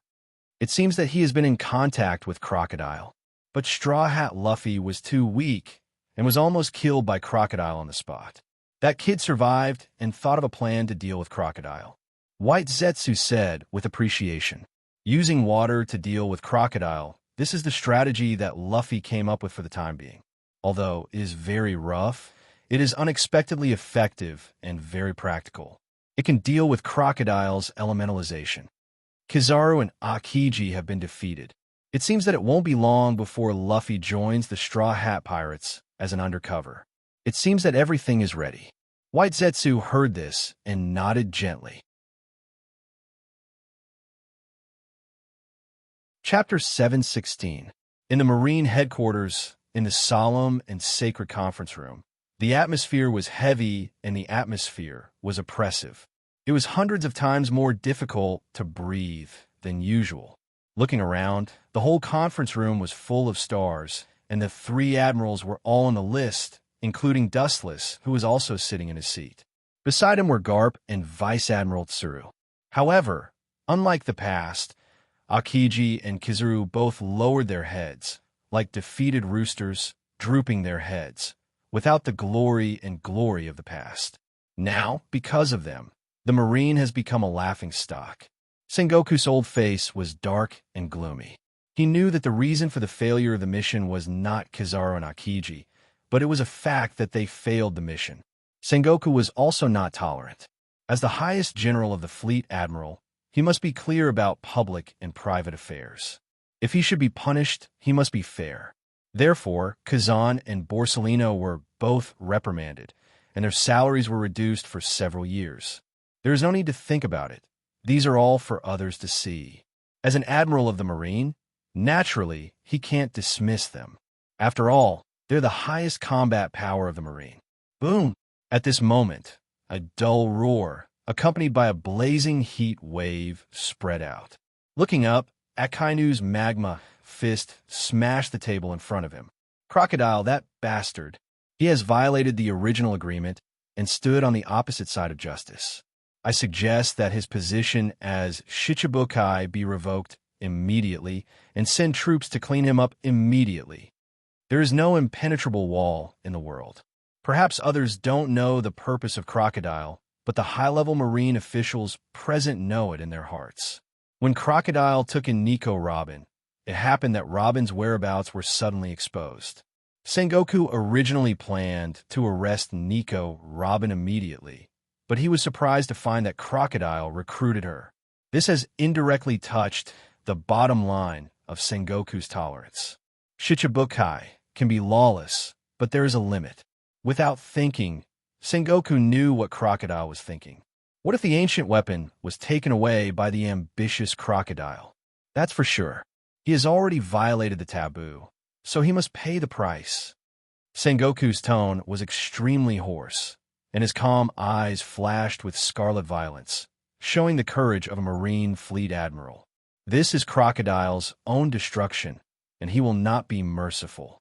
Not only that, he had to deal with this ambitious insect immediately. Immediately issue an order to the world to revoke the position of Crocodile's Shichibukai. Sengoku stood up and wrote quickly. He wrote a simple order quickly and handed it to his assistant beside him. Then he looked around. As for the candidate to suppress Crocodile, because of Uchiha Madara, his heart is still in a mess. His strength is unprecedented, and the Admiral doesn't seem to be able to deal with it. The righteous sinner shall be. This time, I will complete the crusade against Crocodile. Akainu was filled with righteous indignation and was about to take the initiative to accept the task. A light, lazy voice was issued in advance. It was very simple, but unquestionable. You are so diligent. It's strange. Did the sun come out from the south? Garp looked at Dustless beside him in surprise and said that he looked out of the window to see if the sun came out from the south. Not only Garp, but all the Marine executives looked at Dustless in surprise. He is the most lazy in the Marine. Now he is so diligent, which is really incredible. Dustless glanced at the old guy and immediately looked at Sengoku on the main seat. In that case, the task of suppressing Crocodile will be handed over to you. After a long silence, Sengoku rationally decided. Even if the mysterious Uchiha Madara appears again, Dustless's strength is enough to deal with him. Even if he can't beat him, he should be able to escape. Sengoku, this old guy. Forget it. It's better for me. Crocodile, your task is over, and it's over. With a sinister smile, Dustless has sentenced Crocodile to death in his heart. At the beginning, he just used him. Now that the purpose has been achieved, the people who should shut up must shut up forever. No matter what, we have to arrest that guy immediately. With a cold light in his eyes, Sengoku's tone was resolute. Being slapped in the face, naturally, he has to double back. Revenge has always been the principle of Sengoku. No problem. Dustless smiled confidently. His light laughter was full of casual, as if it was not worth mentioning. He naturally knows why Sengoku is so anxious. The real reason is estimated to be to make an example of Crocodile, the 7 warlords of the sea, to deter pirates. Looking at Dustless with dissatisfaction, Akainu immediately sat down. Since Dustless chose to take the initiative to attack, there is no role for him. The strength of the two sides is completely different. The giant elephant can easily step on a small mouse. Sengoku nodded. Although he was also very puzzled, he did not ask much. Anyway, the main thing is to catch Crocodile, the mastermind. Catch him? It's better to send him to hell. That eyesore of a fly should have died more than 10 years ago. With a cold mist on his face, Dustless has decided to kill Crocodile directly. He will definitely die. If he is handed over to Sengoku, he may make a boring public execution. Chapter 717. Crocodile painstakingly looked for Pluto to deal with Dustless. For such an ambitious enemy, Dustless used to let him live for more than 10 years. Now that the time has come, he will never tolerate him. I promise to complete the task. Saluting Sengoku, Dustless smiled and promised. When Sengoku saw this scene, he felt strange. He didn't know why, but he always had a strange feeling in his heart. Not only Sengoku, but other marine generals also stared at Dustless. They always felt that his words were insinuating and had other meanings. After a few words of greetings, the hours-long meeting ended. Time flies, and in a blink of an eye, 3 days passed. Although Sengoku asked to arrest Crocodile as soon as possible, it was easier said than done. The journey to Alabasta alone took 7 days. Moreover, due to Wu Chen's deliberate procrastination, he still hadn't left the military headquarters even after 3 consecutive days. Is your justice so sluggish? How dare you? On the seaside of Marin, Dustless leisurely basked in the sun. His personal maid Hancock also followed this time, standing quietly beside Dustless, waiting for orders. A group of marine bosses stood around, staring at Dustless with dissatisfaction. This guy's been basking in the sun for 3 days and even brought his maid. Where did he come to perform a task? Obviously, he came to show off his superior life. The hot-tempered Akainu couldn't hold back his temper. Although he had been beaten by Dustless, he couldn't help but ask, "Your justice is too slow. In that case, let me deal with Crocodile." Dustless glanced at him faintly, then took the goblet handed by Hancock and drank the red liquid in the cup. "I'm waiting." Dustless stared deeply into the void in the distance and whispered, "Waiting." Hearing this, all the Marines were stunned and looked at Dustless. Dustless was too lazy to explain to this group of people. He closed his eyes and leisurely basked in the sun. Luffy and Crocodile were already fighting. He just needed to pick up the ready-made Crocodile. He couldn't run away anyway. In just 3 days, after the debut of Uchiha Madara and the 500 million berries bounty on his head, another piece of news that shook the world came out. Crocodile was removed from the title of 7 warlords of the sea. Everywhere in the 4 seas, as well as the New World, were extremely shocked. The Marines seemed to have been injected with chicken blood in the past 2 days, and all kinds of actions were confusing. Alabasta, the sky was filled with yellow sand. Because of Crocodile's secret interference, the Miracle City, which was originally born in the desert, was filled with wind and sand. It was a scene of doomsday, full of desolation. On the city wall, a tall man with a cigar in his mouth. His eyes were deeply sunken. His face was full of vicissitudes. He was wearing a black trench coat, and there was a scar on his face. President, it seems that our goal has been exposed. It is better to retreat temporarily. Next to Crocodile, a slender young woman suggested. Looking closely, it was Nico Robin, but because Crocodile's back was to her, he didn't see the contempt and disapproval in Robin's eyes. Crocodile was unmoved.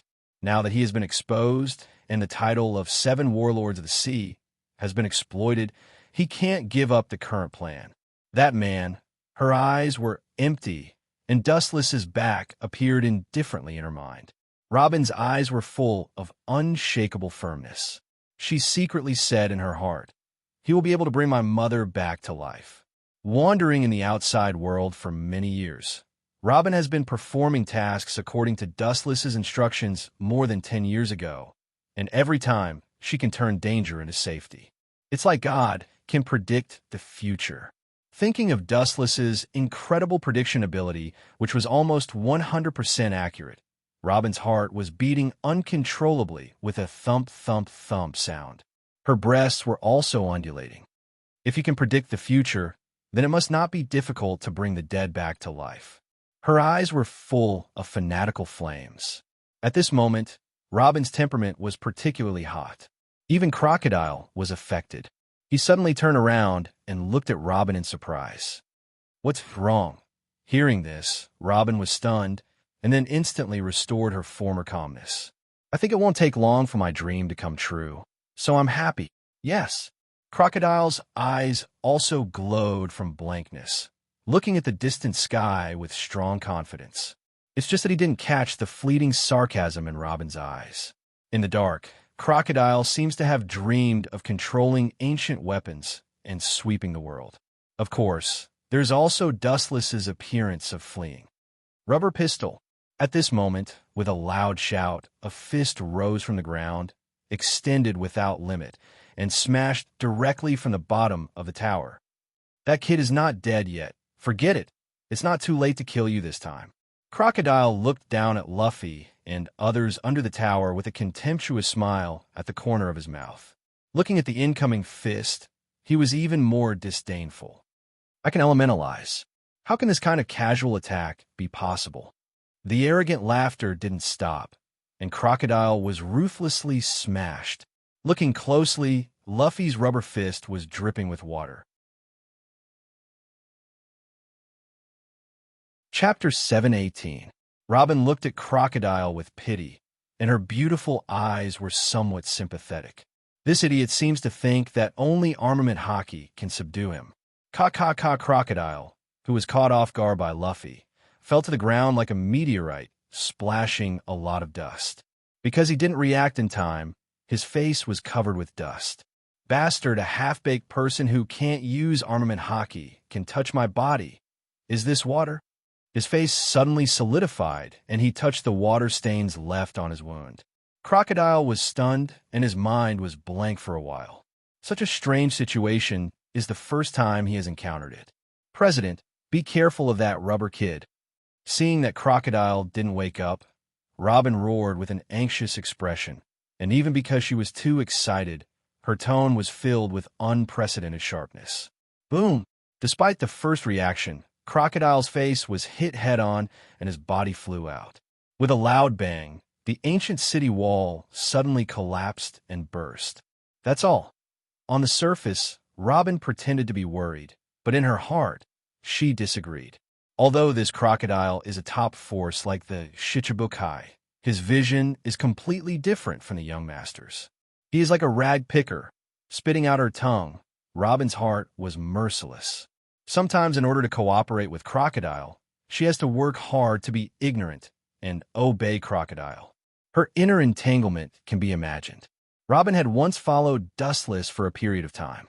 She was the complete opposite of the ignorant Dustless she used to be. Her knowledge of all aspects was extremely comprehensive, and she was even more familiar with the weaknesses of nature ability users.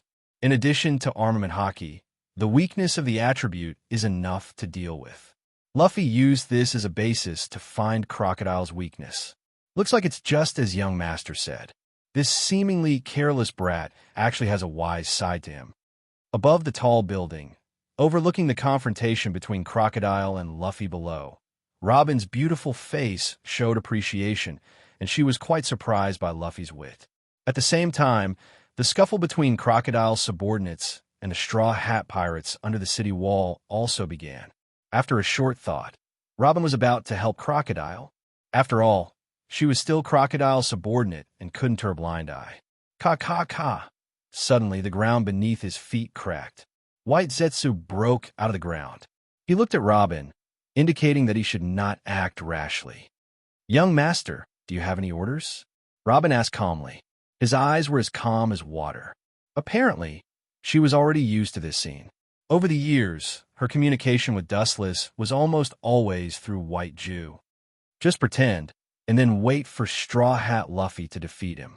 White Zetsu glanced at Crocodile, who was suppressing Luffy, and said calmly, "Dustless's order was like this. Let Dustless defeat Crocodile." After the matter was over, Dustless would come over in a marine battleship and kill Crocodile, which was equivalent to completing the task. "Luffy? You mean the boy with the straw hat?" Hearing this, Robin's eyes flashed with surprise, and immediately her delicate face surged with disapproval. She said bluntly, "I don't think that Straw Hat Kid is Crocodile's opponent. He is one of the 7 warlords of the sea. Even if he is worthless, he is the strongest of the strong. It is impossible for him to win against Crocodile with a bounty of 30 million berries." Robin made a serious analysis. Whether it was the situation on the scene, past records, or combat experience, Crocodile was better than Straw Hat Luffy. All in all, this was an unequal battle. Is it? But this is what that person means. White Zetsu did not hesitate to kick the ball to Dustless. "Young Master." Robin's body froze when he heard that. His gaze toward Crocodile changed immediately. His eyes were filled with pity. It was obvious that he was looking at a prisoner. This woman's change is too fast. I just mentioned Dustless, Sama, and she immediately jumped ship. White Zetsu was speechless.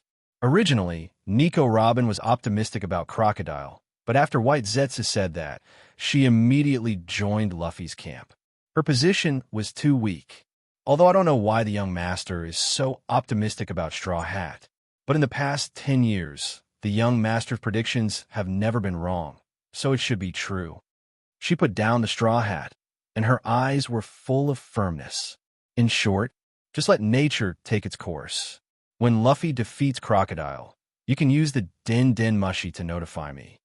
His voice fell, and without waiting for Nico Robin to make any response, White Zetsu's body drilled into the ground again, and like a ghost, he disappeared without a trace. Seeing White Zetsu disappearing like a gopher, Robin chose to respect Dustless's will. Now, in her world, the only living person is Dustless, omniscient, omnipotent supreme existence. Sometimes, when she thought of Dustless's incredible prediction ability in the past, Robin would be more excited than ever, like a crazy fanatic. After all, predicting the future is a divine stroke, and Robin's blind worship is pardonable. Chapter 719.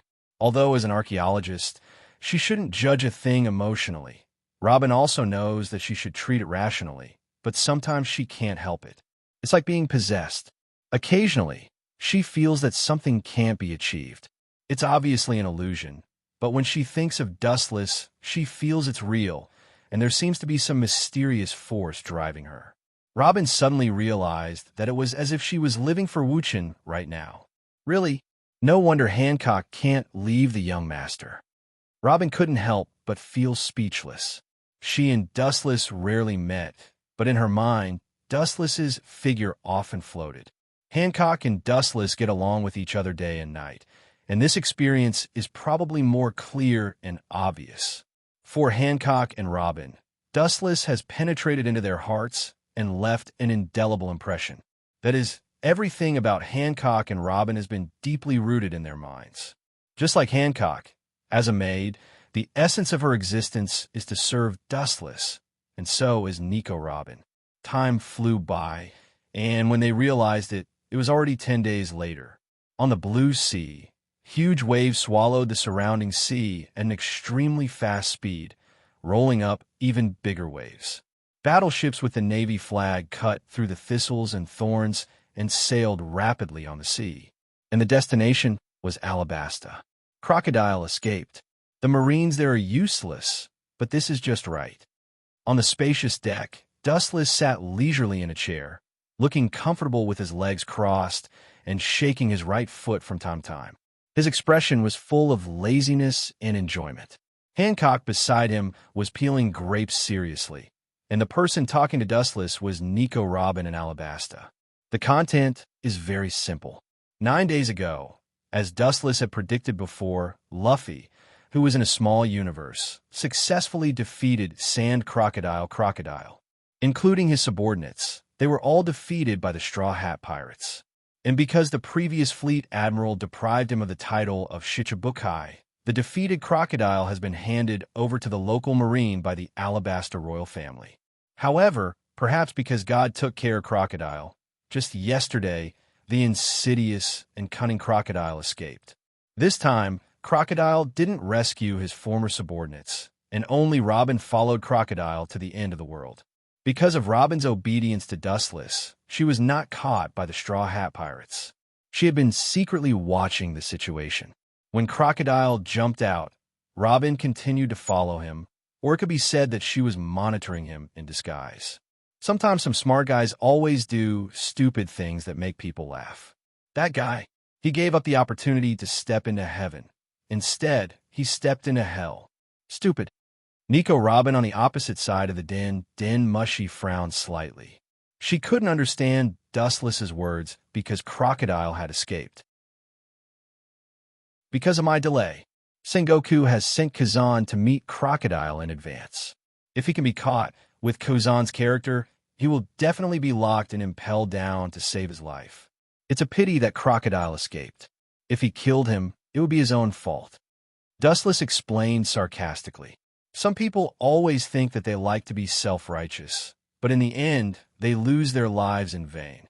Crocodile is like this now. It's better for him to be caught peacefully. Now that he has escaped, Dustless can just find an opportunity to kill him. Keep an eye on Crocodile. In about 2 or 3 hours, I will arrive at Alabasta. Looking up, staring at the sea fog in front of him, the outline of the city could be vaguely seen. Dustless whispered, and at the same time, his eyes were shining with a cold light.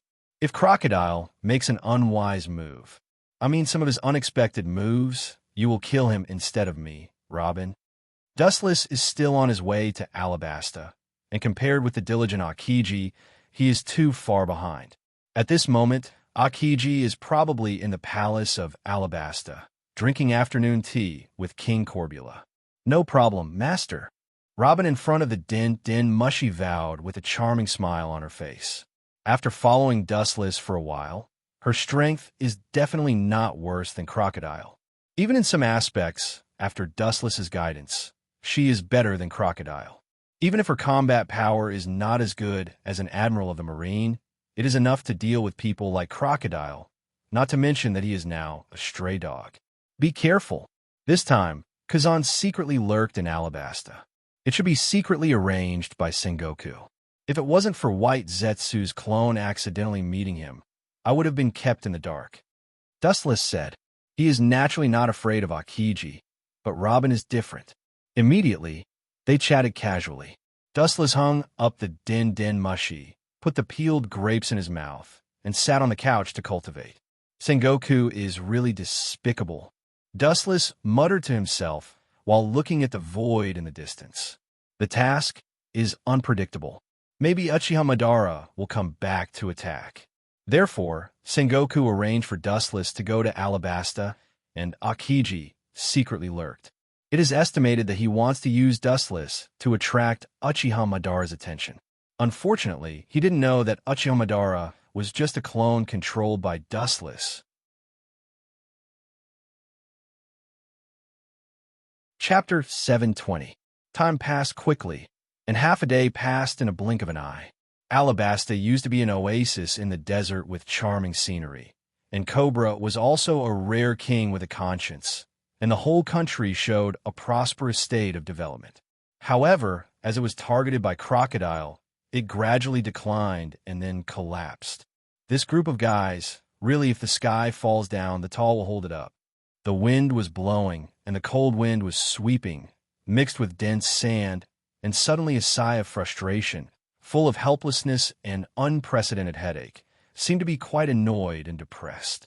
Looking closely, there were a considerable number of Marines stationed here, and the person who made the sigh was Admiral Akiji. Admiral Kazan, Crocodile is a pirate, and the direction of his escape is estimated to be the sea. Why don't we inform the Marine fleet in advance to catch him?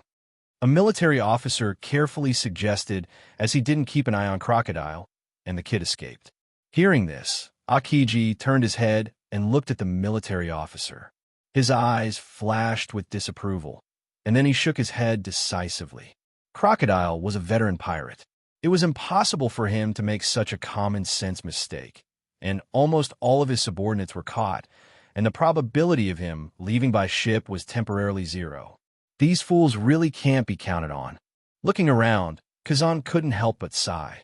These people live on land all year round. To some extent, they're more like the army, and they're not skilled in fighting on the sea. Looking carefully, Akiji's face was haggard, and his eyes were abnormally cloudy, giving people the feeling of a candle in the wind. These days were like years for him, and the most unfortunate things in his life seemed to have happened during this time. At first, he was molested by Uchiha Madara, and then Crocodile escaped. What made Akiji speechless was that he wanted to capture the Straw Hat Pirates as an atonement, but the result was that Crocodile escaped. Thinking about it, Kazan felt a stomachache and uncomfortable all over his body, and he sighed in his heart. In the desolate desert, two silhouettes moved forward against the wind. They were exceptionally lonely, as if the entire world had abandoned them and looked at each other coldly. "Bastard, that damned straw hat. I'll definitely teach you a lesson in the new world." An unwilling roar resounded through the sandstorm and spread to every corner of the world along with the awe-inspiring hurricane. A tall man with a broad figure and a fierce expression could be clearly seen. It was Crocodile, who was defeated by Straw Hat Luffy. At this moment, he fled like a stray dog. The plan that he had painstakingly worked on for many years went bankrupt and failed. Not only that, but he was once again wanted by the government because he lost the title of 7 Warlords of the Sea. Crocodile's face turned green at the thought of it. This place is far away from the center of Alabasta. Only God knows where we escaped to. Robin followed closely behind Crocodile. Her voice was much lighter. It seemed that she was quite happy to have survived, escaping such a long distance. They were finally far away from the Marines and Alabasta's forces. Not bad. In this way, we've finally escaped the pursuit of those rats. At this point, Crocodile's weary face burst into a ferocious smile. Over the years, he had experienced too much and had long honed a tenacious heart. "No, the president misunderstood what I meant." At this moment, Robin suddenly said, unlike the past, her voice was a lot weirder, hoarse and gloomy. "Such a place, I think it's suitable for a cemetery." Crocodile was stunned, and his eyes were subconsciously scattered. The surrounding creatures were forbidden, the sandstorm was everywhere, and there was not even a blade of grass, let alone humans. It's indeed a good cemetery, but it can be, what about being the president's cemetery? At this moment, Robin's eyes emitted a cold, murderous aura. She rushed in front of Crocodile, and her white and tender fist was instantly swallowed by the dark armament hockey. She mercilessly smashed towards Crocodile's head. Bang, bang, bang. Robin took advantage of the situation to launch an attack. Crocodile was not aware of it and was directly hit. The power contained in the young fist was beyond imagination. In an instant, he was knocked down. The ground could not bear this powerful force and burst open. Cough, cough, cough.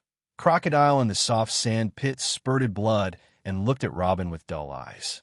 He subconsciously touched the wound on the left side of his face, and the whole face had sunken. Because of the sudden incident, Crocodile didn't even have time to elementalize and was directly hit by Robin. "You, how dare you betray me?" Crocodile's voice was hoarse and low, like a dying beast, and his eyes were instantly swallowed by blood.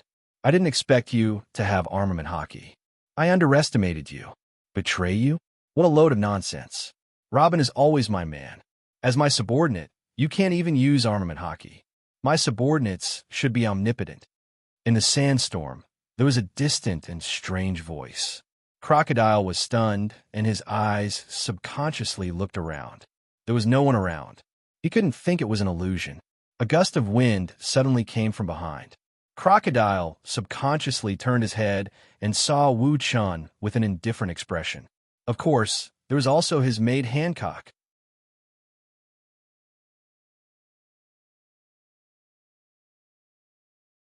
Chapter 721. Dustless's appearance immediately aroused Crocodile's vigilance. He stared at Dustless with cold eyes, and his whole body was uncontrollably erect. For Dustless, Crocodile had a deep fear in his soul. More than 10 years ago, he was beaten by Dustless. The scene of him being beaten like a bug without any power to fight back still played in his mind. It was precisely because of Dustless that Crocodile would try to become stronger at all costs. Even because the pressure from Dustless was too great, he had the idea of ancient weapons. Everything he had today was thanks to Dustless. "Hey, don't stare at me so fiercely." Seeing Crocodile staring at him, Dustless pretended to be afraid and hid behind Hancock, revealing half of his head, and looked at Crocodile timidly. "Young master, you..." "Forget it. Young master always likes to tease others like this." Hancock turned her head and looked at the fearful Wu Chun silently. Her beautiful face outlined a soul-stirring smile, which added a bit of enchanting charm. "This little girl is getting more and more beautiful." Wu Chun shook his head and sighed with emotion. His eyes were dazzled for a while. Hancock's seductive aura was not deliberately faked. After eating this sweet, sweet fruit, her temperament changed. It was full of this kind of seductive charm that could make people commit crimes. In short, this was not her fault. "You guys," seeing this, Crocodile's old face suddenly fell. A person's face was a tree's bark. Dustless ridiculed him like this. Crocodile, who had always valued self-esteem and honor more than his life, felt cold. There must be a bottom line to despise people. For world peace, you don't have to go anywhere. You should die in peace. I feel that this place is the most suitable for your cemetery." Dustless chuckled. Looking around, the wind and sand were all over the sky, and sometimes sandstorms passed by. This was a natural cemetery. Even if there was no coffin, it would be covered by this violent wind and sand. Hearing this, Crocodile just smiled disdainfully, and his eyes were filled with madness and hysteria. Over the years, he has worked hard. Compared to the past, he has improved with the change of the dimension. "Do you still want to resist in vain?" Robin asked with an unkind face. "Resistance is necessary. Well, have you seen a crocodile who will wait for death? The more dangerous the environment is, the more powerful his combat power will be. This is all because of his survival mentality." Dustless said lightly, "But the word resistance is wrong. This is just a one-sided annihilation. There is no resistance. Unilateral annihilation? Even if I die, I will drag you down with me." Crocodile roared madly and lost his usual calmness. His cold eyes stared at Nico Robin. For her, Crocodile's hatred index was even higher than Dustless. Over the years, she has been careful. She did not expect to be defeated by a former subordinate. This made his proud heart unbearable. You can't even deal with a guy like Straw Hat Luffy. I advise you not to resist the young master, and let your head be taken off and die peacefully." Robin said coldly, her words full of murderous intent. "You called him young master?" Pointing to Dustless, Crocodile asked with a pale face. Only then did he suddenly realize that this deserted desert was led by Robin. Now it seems that he has become a turtle in a jar for Dustless. and Dustless can appear in this desert, indicating that Robin and Dustless have passed through in advance. I have treated you well. Why did you betray me? Crocodile's eyes were locked on Robin as he gritted his teeth and asked. Even because of excessive anger, his mouth was full of visible blood. Everyone hates traitors the most. Boring. Dustless couldn't help but shake his head. In his eyes, this is just a manifestation of dispelling fear. Now that he is in a desperate situation, pirates like Crocodile have a fear of death. He hasn't completed his mission yet. How can he be willing to die? Dustless doesn't care about Crocodile. This kind of small character is not worthy of him to do it himself.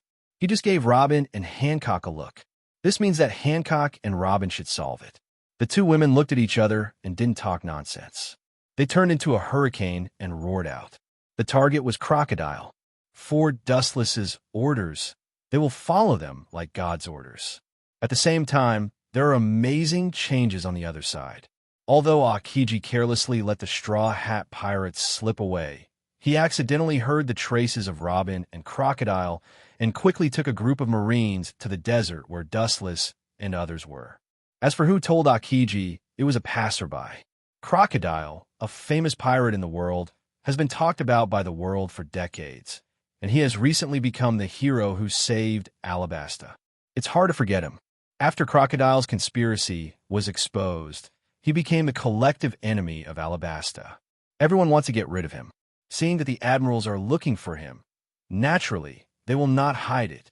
Water can carry a boat or overturn it. Crocodile try to use these civilians, and these people are enough to drown him.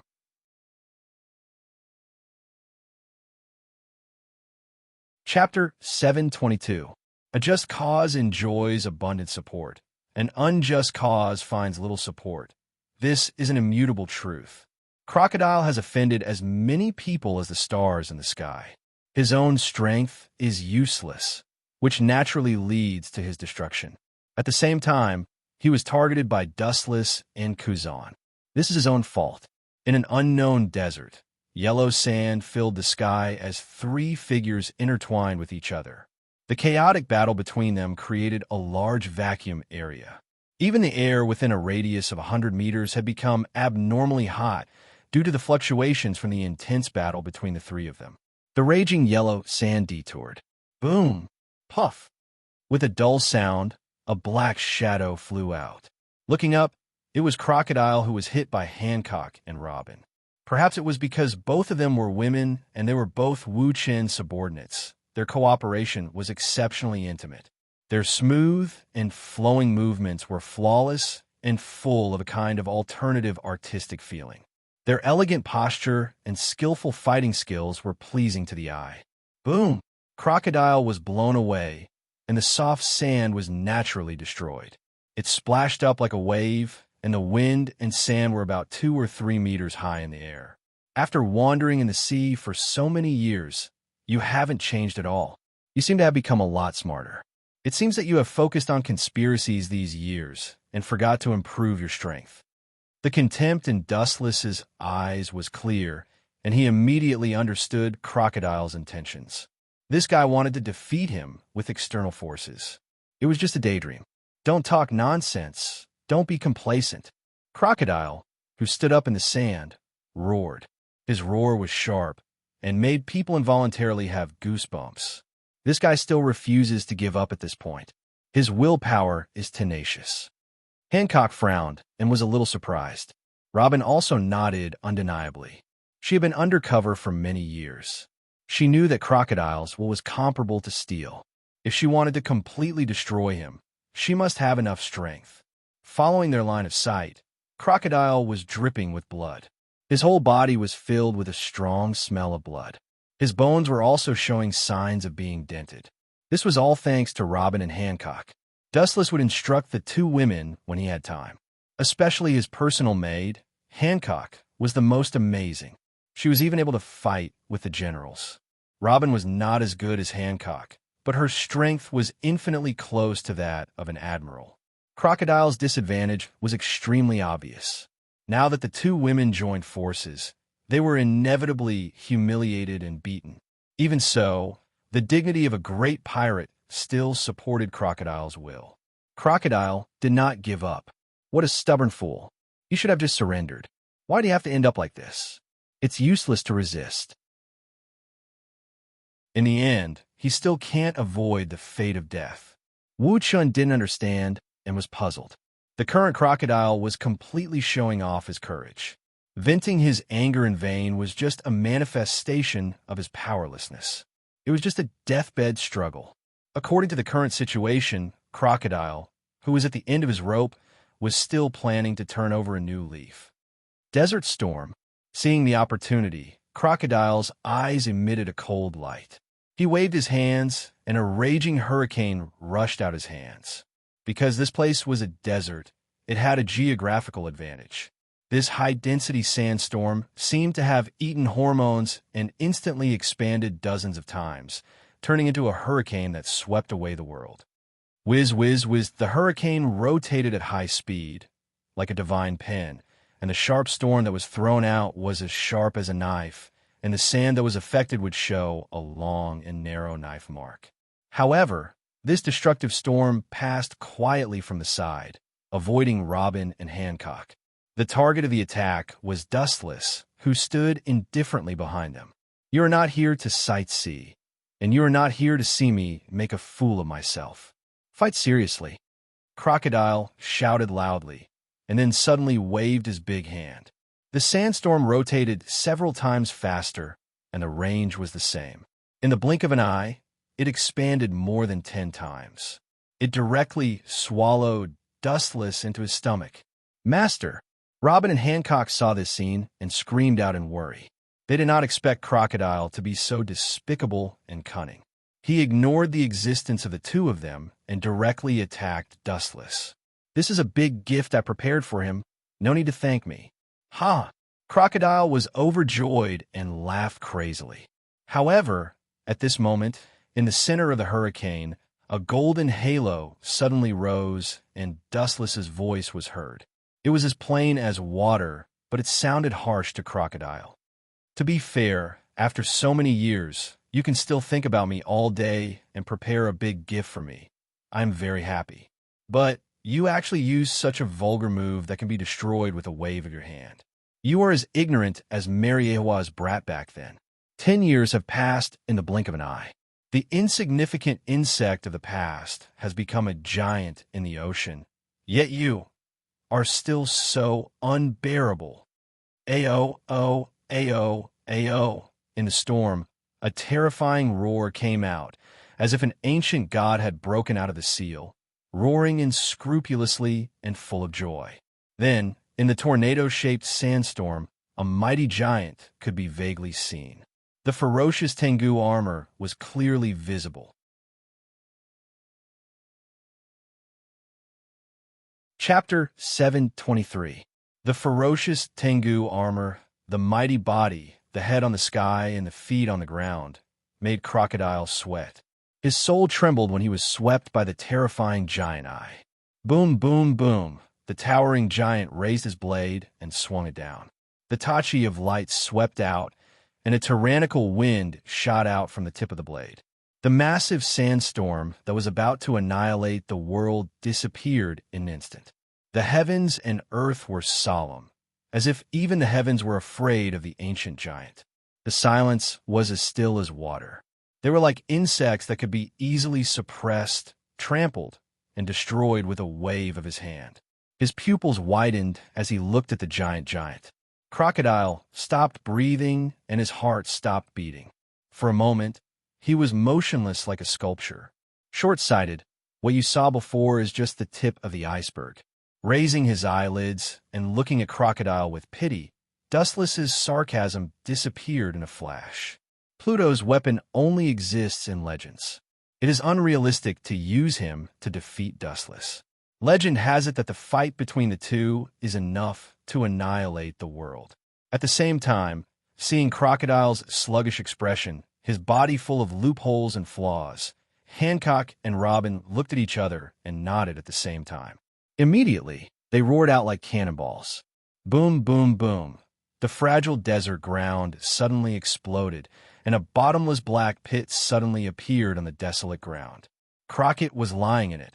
It was unknown whether he was dead or alive. His heartbeat is unusually weak. It seems that he is running out of oil and is infinitely close to the end of his life. Perhaps an ordinary civilian can kill this ferocious crocodile. I didn't expect the little girl of that year to be so unprecedented. I'm afraid that even a Marine admiral can only return without success when he meets the cooperation of the two of you. Removing the shocking Kinsusinu, Dustless was like a breeze, quietly falling between Hancock and Robin, and his thin hands like willow branches wrapped around the waists of the two women. Immediately, he stared at the half-dead crocodile in the deep pit and looked at the broken corners of his clothes scattered around him, and his left eye turned extremely. Heavenly hand power! In an instant, space and time were reversed, and the world in front of him was different from before. In the blink of an eye, he crossed the layers of space and came in front of Crocodile. Hancock and Robin looked at each other and could see the horror in each other's eyes. It was just a blink of an eye, but they were shuttling through space. Immediately, they were shocked to feel the tender little hand on their waist, and their faces turned red, but they did not resist. After 10 years, all the grievances in the past had been erased. Now, Dustless was the only person Robin and Hancock were loyal to. The present Wuchun was just their everything for the rest of their long lives. Cough, cough, cough. Dustless crocodile, crocodile, crocodile, crocodile, and crocodile, crocodile, and looked at him. Crocodile's Dustless was dustless. So that's how it is. Crocodile laughed at himself. He knew that God didn't need to be angry or happy. He just needed to watch his ugly and clumsy performance to please him. You are still so young. It seems that time has not left a trace on you. Crocodile bowed his head and said in an unusual tone. Looking up, Wu Chen's appearance was still the same as it had been 10 years ago. There was no difference between him 10 years ago and 10 years later. They were completely carved from the same mold. Because I have struggled out of the shackles of time and become the only one among human beings. Recalling his life, Dustless's tone was quite emotional. The sea turned into mulberry fields, the stars moved, and all things in the world could not resist the corrosion of time. So far, only Dustless and Kagaya have jumped out of it and become the rare surpassers in history. This endless journey, now only Kagaya and here going hand in hand. The next time is to find the way to immortality for other confidants. If you didn't betray me, my plan wouldn't have failed. It's all because of you, Nico Robin. Crocodile screamed. Due to his excessive anger, his pale face regained its rosy color before his death. At this point, you're already at the end of your rope, yet you're still so hysterical. Who do you think has been controlling your life for the past 10 years? Is everything really accidental? It's a big mistake. It's all inevitable that I wrote the script for you. The corner of Dustless's mouth raised. He ignored Crocodile's absent-mindedness and said in a low voice, You think you recruited Robin? Stupid. All of this is the result of my deliberate arrangement. Including you, you are secretly controlled by me, but you are too arrogant to realize it, thinking that all of this is the product of your own wisdom, naive. This is just an opportunity for me to arrange Robin to sneak into the Straw Hat Pirates. Dustless told the truth indifferently. Impossible. Do you really think you are a god and can perfectly predict any details of the future? Crocodile roared in disbelief as he thought of his years of hard work. Looking up, he tried to find a lying expression on Dustless's cold face. But Dustless's expression didn't change, and he always maintained a calm look. Looking at Crocodile's eyes, he was full of sympathy and pity. For such a person, Dustless disdains to lie to him. It's just a simple waste, that's all.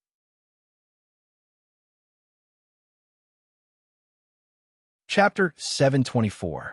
Crocodile tried to hide his panic. No one wanted to be someone else's pawn, especially someone as arrogant as Crocodile. He can use others, but others can't use him. Stupid. You always seem to like to be smart and think that you are omnipotent. Glancing at the struggling Crocodile, Dustless's heart was full of disapproval. This kind of person is always centered on himself. He can calculate others, but he can't calculate himself. Do you really think this is all a coincidence? Dream on.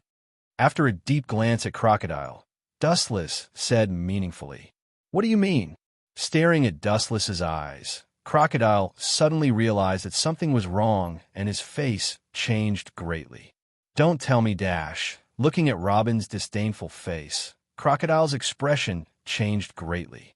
Since he contacted Robin, his whereabouts began to be gradually exposed, so that now everyone knows about it.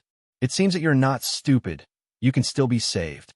Seeing Crocodile's expression, Dustless couldn't help but nod and whisper, "I ordered Robin to deliberately expose her whereabouts to attract Marine's attention.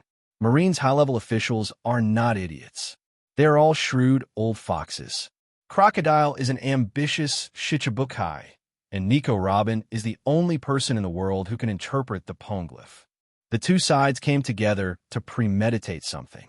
The old fox Sengoku will naturally not let Crocodile go. You bastard!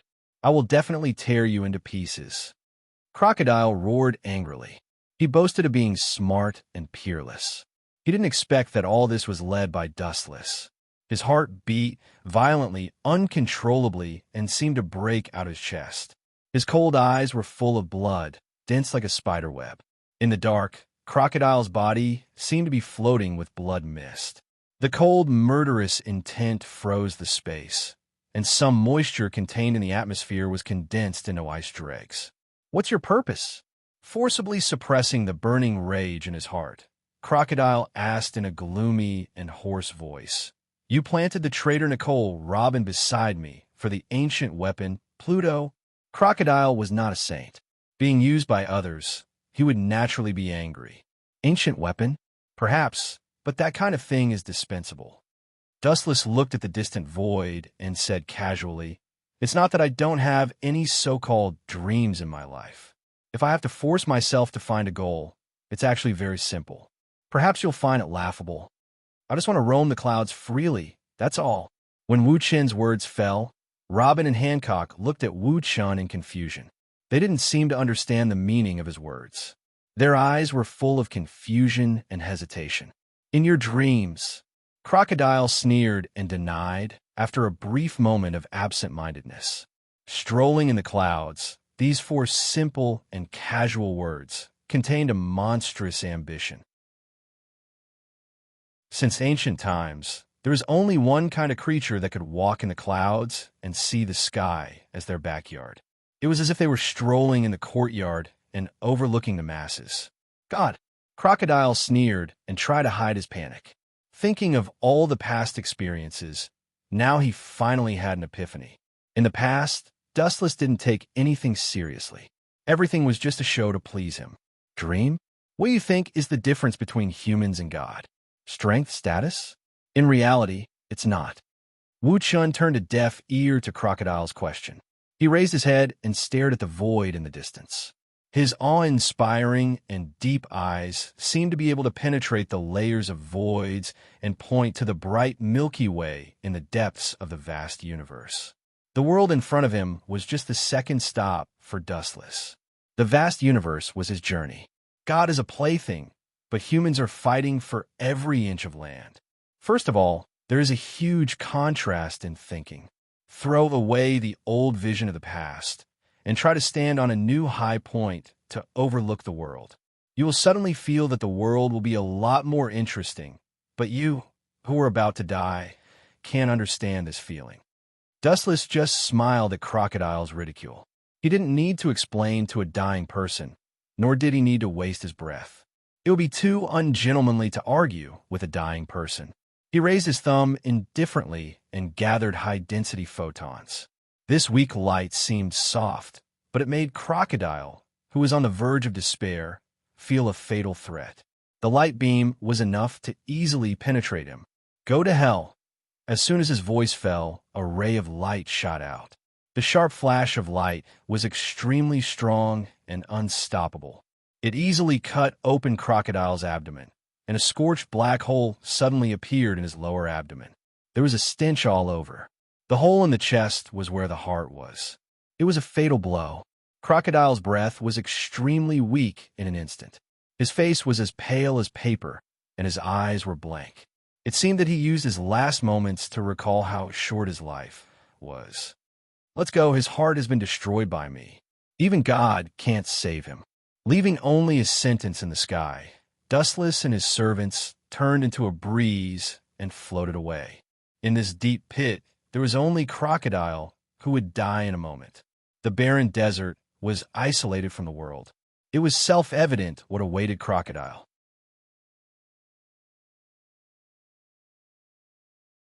Chapter 725. Crocodile is just a small character who is not worth mentioning on the Grand Line. The reason why the position of Shichibukai was given to this kid was barely a stroke of luck. Of course, it is undeniable that his wisdom and strength also played a certain role.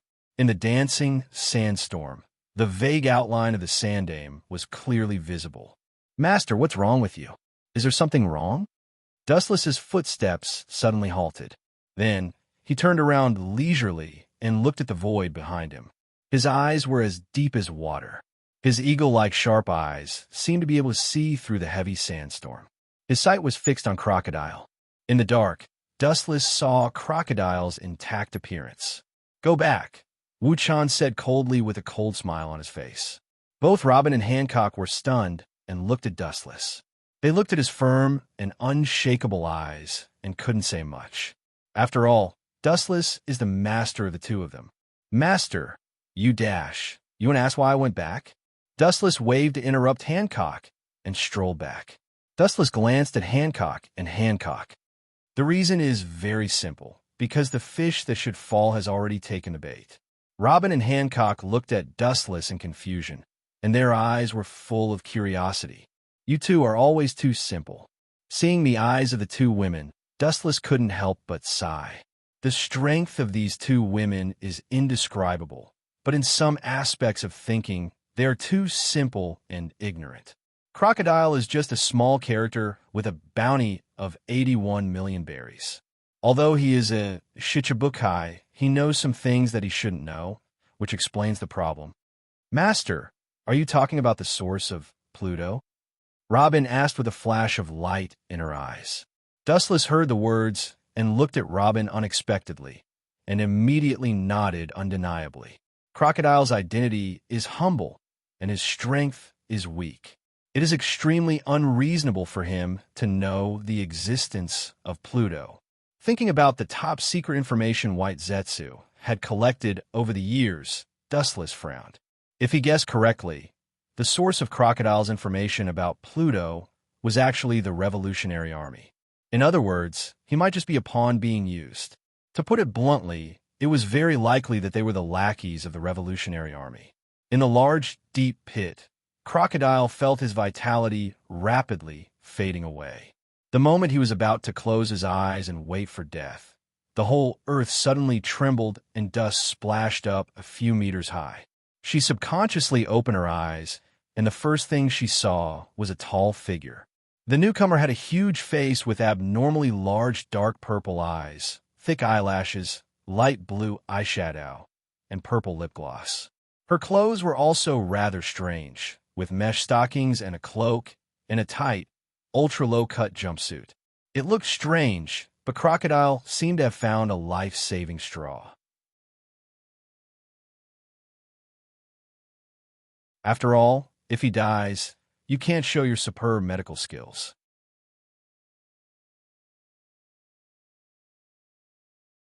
Chapter 726. Ivankov's face turned green. Like Crocodile, his broad and rough face was filled with fear. This terrifying person who easily defeated Durag was not to be underestimated. He was a forbidden existence that could not be touched. He could only look up, unable to look at him. To be honest, your medical skills are so superb. It's really surprising. During the conversation, Dustless's body completely ignored the existence of gravity and floated in front of Ivankov and Crocodile. Nico, Robin, and Hancock also followed. He stared at Crocodile and Ivankov. Dustless was fine, but the appearance of Robin immediately aroused Crocodile's hatred. He stared at Robin fiercely, and his eyes almost popped out. You You actually guessed that I would come to his aid." Ivankov's face was pale, and he instinctively suspected that there was a traitor in the Revolutionary Army. With a chuckle, Dustless explained, "This is very simple. Decades ago, when you contacted Crocodile, the Revolutionary Army was already under my control. White Zetsu had been ordered to monitor the movements of the Revolutionary Army and Crocodile. By the way, your ability should not belong to the category of treatment." Dustless's deep eyes sparkled, and he looked at Ivankov with a little surprise. "In a sense, I have used the ability of Rinnegan to modify Durag's memory, but you can still make him change back. This kind of disease can't be cured at will." Dustless used Rinnegan to modify Durag's memory, but Ivankov in front of him could restore Durag's memory. Dustless was naturally surprised. "Doctor? I never said that I was a doctor." Although his strength was not as good as Dustless, Ivankov could not be captured. He was not afraid at all, and his words revealed unprecedented firmness. Now there were only two ways to go, to fight to the death or to wait for death. He naturally chose the former. "Of course I know that. You're a paramecia user, not a simple doctor. You're a human engineer who can transform people from the inside. The ability user's healing hormone can give people with incurable diseases a chance to be saved, but at the cost of several years of their lifespan." Dustless explained with a smile. In fact, Dustless knew that he was releasing a tiger back to the mountain when he let Durag go. "How about now? Are you two going to put on the collar yourselves, or Death's charming eyes?" Before Dustless could finish his words, Ivankov took the initiative to launch an attack. He blinked his eyes abruptly and pounced directly at Dustless. Naive, helplessly shaking his head, Dustless easily used elementalization to avoid the impact of the storm, while Hancock and Robin easily dodged sideways. "What are you looking at? Run, you idiot!" Ivankov glared at Crocodile and cursed. Then he turned into a gust of wind and disappeared, stirring up a violent sandstorm. Looking up, Crocodile's eyes were blood red as he stared at Robin with resentment. He then turned around and fled. Facing Dustless, he really couldn't summon the strength to resist. His pride and dignity had been completely crushed. Without any nonsense, Crocodile's body also elementalized, and he turned into a sandstorm to escape. Running away was also a skill. This was a matter of life and death, and Crocodile and Ivankov had done everything they could to the fullest. Run? It's meaningless. Staring at the gradually disappearing afterimage, Wu Chen's mouth curved into a cold arc. He suddenly lifted his right foot and attracted countless photons like a black hole. It contained a powerful force that was enough to destroy a mountain. Light speed kick. The moment his voice fell, the light gathered at Dustless's right foot gushed out and turned into a straight beam that swallowed Ivankov. Boom! Boom! The ear-piercing explosion resounded through the sky. The sky was cloudless for thousands of miles. Suddenly, a large flame rose, and the dark smoke burned hundreds of meters high. On the soft sand, a deep pit that was tens of meters wide suddenly appeared. Boom! Ivankov's body was scorched. Due to the explosion of the light speed kick, there were black burn wounds all over his body, and the clothes on his upper body were full of holes. As for you, Dustless's cold eyes fell on Crocodile's body. He had a playful smile on his face, like a cat playing with a mouse. He had to kill a person twice. It was the first time in his life that he experienced such a situation.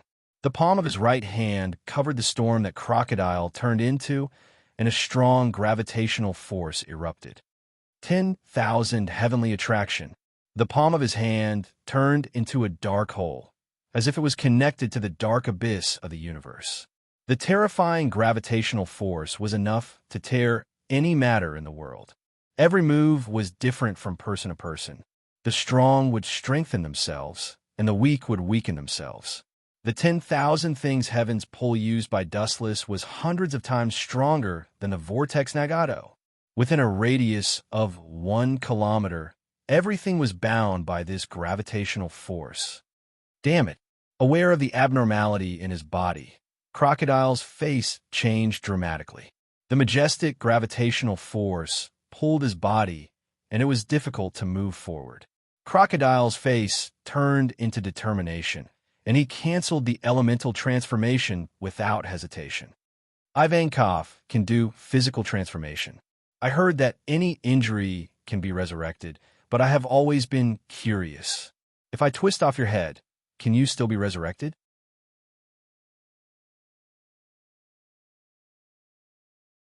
Chapter 7:27. Crocodile's soul trembled, and a cold chill shrouded him. His whole body seemed to be frozen, and he lost the ability to react. Swish, swish, swish. The sharp sound of breaking the air rushed over. In almost a blink of an eye, Dustless crossed layers of space and appeared on the right side of Crocodile. What followed was his leg that was emitting golden light. Lightspeed kick. Crocodile's pupils suddenly shrank. He wanted to dodge, but it was too late. The earth-shattering power even broke his whole body. Boom, boom, boom. The bright light was released instantly, and the luster of destruction jumped out. Crocodile was destroyed by Dustless's overwhelming power in just a moment. He was easily kicked hundreds of meters away. Ka, ka, ka. The crisp and pleasant sound of bones was heard. Only those with sharp eyes could see that Crocodile's chest was deeply sunken, and his ribs were almost shattered instantly. In just a short gap of a few breaths, the Ladyboy King, Ivankov, and Crocodile were defeated by invincible strength. This guy's body doesn't seem to be human anymore. His endurance is not bad, but that's all. Ivankov struggled to pull his head out of the desert. His face was as pale as paper, and his eyes flashed with lingering fear from time to time. Looking at the calm Dustless, he couldn't help but have goosebumps all over his body. This guy, no wonder he could defeat Dorag. If I hadn't transformed my body before, I would have been killed in seconds just now. Ivankov's eyes were filled with fear, and at the same time, his eyes were jumping and flashing with a strange light. I have to think of a life-saving strategy. Frowning, Ivankov thought of a strategy in his heart and increased the operation of his brain cells to the extreme. However, for a long time, he still couldn't think of a suitable life-saving strategy. His strength was not as good as others, and his speed was 1,000 miles behind. Even his IQ was perfectly crushed by Dustless. Ivankov's eyes turned black when he thought about it. The world in front of him had abandoned him. It seems like you're already at the end of your rope. How disappointing. I thought you would still have a pleasing performance, but it seems like I was thinking too much. You should stop here. A ray of light flashed, and Wuchen appeared in front of Ivankov instantly. He put his hands in his trouser pockets, and his face was filled with boredom and disappointment. As for Crocodile, he was almost eliminated. He was finished off by a casual lightspeed kick. Ivankov's body had been modified. Although his endurance was extremely high, he would probably be eliminated by the next kick. There was no comparison at all. The difference between the dimensions of both sides was too great. It was like the difference between heaven and earth. Crocodile and Ivankov were crushed like ants. Cough, cough, cough. How dare you be so arrogant? Standing up with difficulty, Ivankov finally chose to continue to resist, because the result of obeying Dustless was to be locked in the dark and impelled down, and this was the best result. If he was unlucky, he would be directly obliterated, just like Crocodile, who was almost crippled by Dustless's kick. Milky Way wink. Seeing Dustless's lazy and bored face, a hurricane dozens of times stronger than the Death's charming eyes came. Boom, boom, boom. The ferocious storm destroyed the world. The hurricane thrown out by the high-speed rotation frequency was unstoppable. It was like a knife tossing the sand into a desolation. Poochie, poochie. In an instant, Dustless, who was motionless like a sculpture, was swallowed. The sound of flesh being cut was chilling. The storm of swords seemed to be able to cut steel. Ha! This time you brat. What kind of joke is this? The proud face suddenly froze.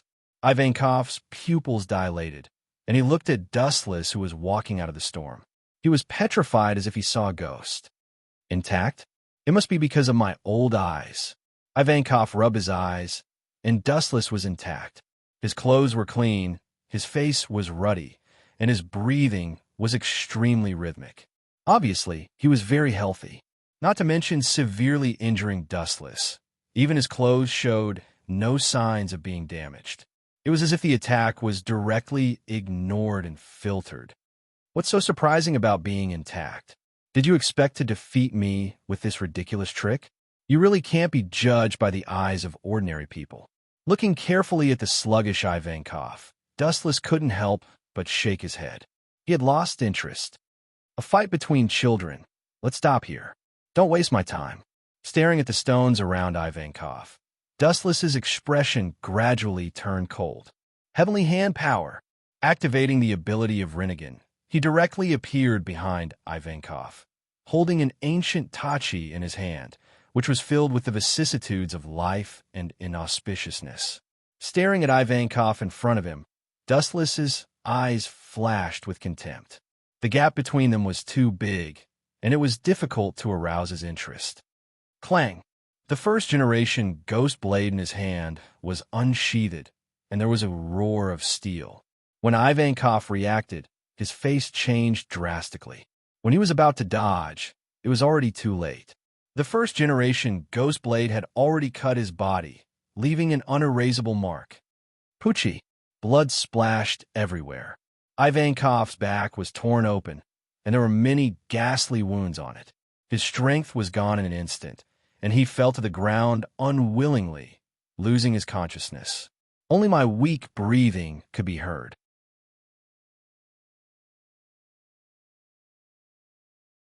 Chapter 728. Yellow sand filled the sky, and the world in their line of sight was a blur of vicissitudes. The visibility in the surroundings was less than 1 meter, and the cold wind mixed with particles made people not dare to open their eyes. Even their faces would feel an unusual piercing pain. The soft sand flowed with scarlet blood, which looked dazzling. In the pool of blood, Ivankov's breath was weak, and he had lost consciousness. His whole body was drenched in blood. There was no doubt that as long as Dustless slightly increased his strength, this world-famous transvestite king would step into the door of the underworld. Master, don't you need to kill him? Hancock and Robin asked. Their shining eyes were full of fanaticism. Dustless's strength was so exaggerated that only an admiral could barely deal with Dustless. But it was just barely. Kill him. Dustless looked at Hancock and Robin with surprise. Even a 3-year-old child could kill Ivankov. However, to Dustless's surprise, Hancock and Robin were so decisive. Robin was okay. She had been wandering in the outside world for many years and had witnessed too many sinister people. It was understandable that she chose to kill him to protect herself. Hancock had followed Dustless for many years, but she had never killed a chicken. Now, she easily said that she would kill Ivankov, indicating that she had made a choice in her heart. This guy doesn't need to be killed for the time being. There's still many unsolved mysteries to be solved. As for Crocodile, I can only say sorry. Unfortunately, he will die. Now in this world, only Crocodile knew that Robin was Dustless's subordinate. In order to seal his mouth, Crocodile would naturally shut up forever. But he won't slip away, Dustless suddenly said as he stared indifferently into the distance. This guy's body is strange. If we leave him alone, he will definitely run away. Hancock and Robin said with a little worry. Don't worry about it. A nobody will always be a nobody. Even if you give him a stage to show his talent, he will make a fool of himself. His clown-like rough acting skills will also make people laugh. Wu Chun waved his hand, indicating that there was no need to worry about it. What's more, under his majestic perception, Akiji has already arrived with a large number of Marines, and Ivankov will inevitably be captured and sent to Impel Down. Dustless stared at Ivankov, who was lying in a pool of blood, and left in a flash. Ivankov had already been severely injured and had lost consciousness. It was impossible for him to escape in his current state. I can't die here. In the future, I must find that bastard and Nico Robin for revenge. I can't let them live so freely, absolutely. In a howling sandstorm, Crocodile dragged his tired body and forced himself forward. With every step he took, his body would sway and give off a nauseating smell. Instinctively, he was already at the end of his rope, and it was only a matter of time before he stepped into the kingdom of heaven. However, with the support of his will to live and his unprecedented hatred for Robin, he miraculously regained a brand new vitality. Without taking revenge on Dustless and Robin, Crocodile was unwilling to die like this. Are you still having this kind of unrealistic dream? Ridiculous guy. Are you really one of the 7 warlords of the sea? Sometimes I think you're more like a kid who hasn't grown up yet. Otherwise, you wouldn't have such a naive dream. The golden rainbow fell from the sky, and Crocodile, who was unaware of it, was enveloped by this dazzling light, and then he saw Dustless falling from the sky. Bang, bang, bang. The powerful force could not be resisted and easily suppressed Crocodile. The ground trembled and immediately splashed up several meters of dust. Revenge on me? And Robin, maybe? But this kind of distant dream, if you want to realize it, it's better to leave it to the next life. Stepping on Crocodile's head, Dustless's face was frivolous. With a contemptuous smile on his mouth, Dustless sometimes felt that Crocodile's idea was really naive. As he once said, dreams can only be talked about by people with strength. Right now, he was nothing more than a stray dog. Even his own little life could vanish in a thin air at any time. Yet he was still so hysterically thirsting for revenge. He thought that the goddess of fate would continue to favor him. That was wishful thinking. I've said it before. For the sake of world peace, you should die. Now, you've been killed twice by me. You can even close your eyes peacefully under the 9 hells. This is the first time you've enjoyed such treatment. Thank God for his blessing.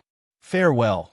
The dazzling golden flash gathered at his fingertips, and Dustless aimed at Crocodile's eyebrows. The light was sharp enough to penetrate everything, and Crocodile's heart was in his throat. No, I don't have laser pooch. The ferocious and ruthless beam of light easily penetrated Crocodile's head. He suddenly stopped his unwilling roar, and the whole world was quiet. It also marks the fall of a generation of heroes. At the same time, a large group of Marines led by Akiji finally arrived and finally saw the shadow. Dustless had already let Robin, the ace undercover, slip away in advance, leaving only him and Hancock. What you did was really ruthless. You killed a Shichibukai. That guy seems to be a senior cadre of the Revolutionary Army, and he seems to be dying. Looking at the messy battlefield, Akiji couldn't help but sigh.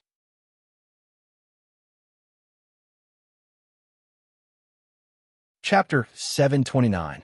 Especially Crocodile's miserable death, Akiji couldn't help but sigh with emotion. His heart was also filled with mixed feelings. The burnt hole in his head was obviously dead. Even if the gods were in the world, it would be difficult to bring the dead back to life. Looking at Crocodile, it was not difficult to see from his incredible expression that he did not realize that he would fall.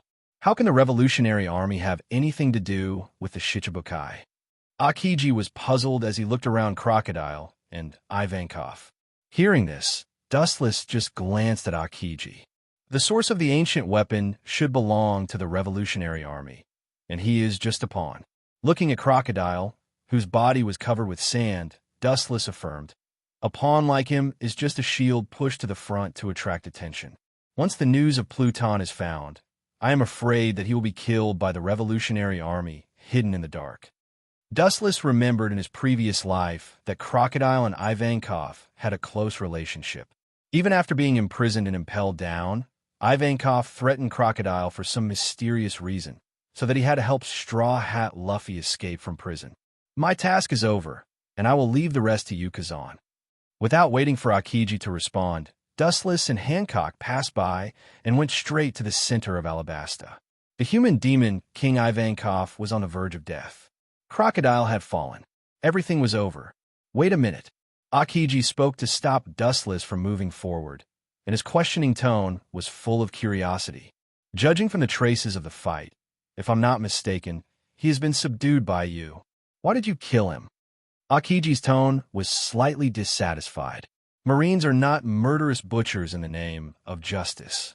Since he has been subdued, there is no need to kill Crocodile. Just put him and impel down. Looking at Kuzan faintly, Dustless couldn't help but shake his head. Akainu could become a fleet admiral in the future. Now the sea is unprecedentedly chaotic, and only Akainu's idea of eliminating everything is in line with the current trend.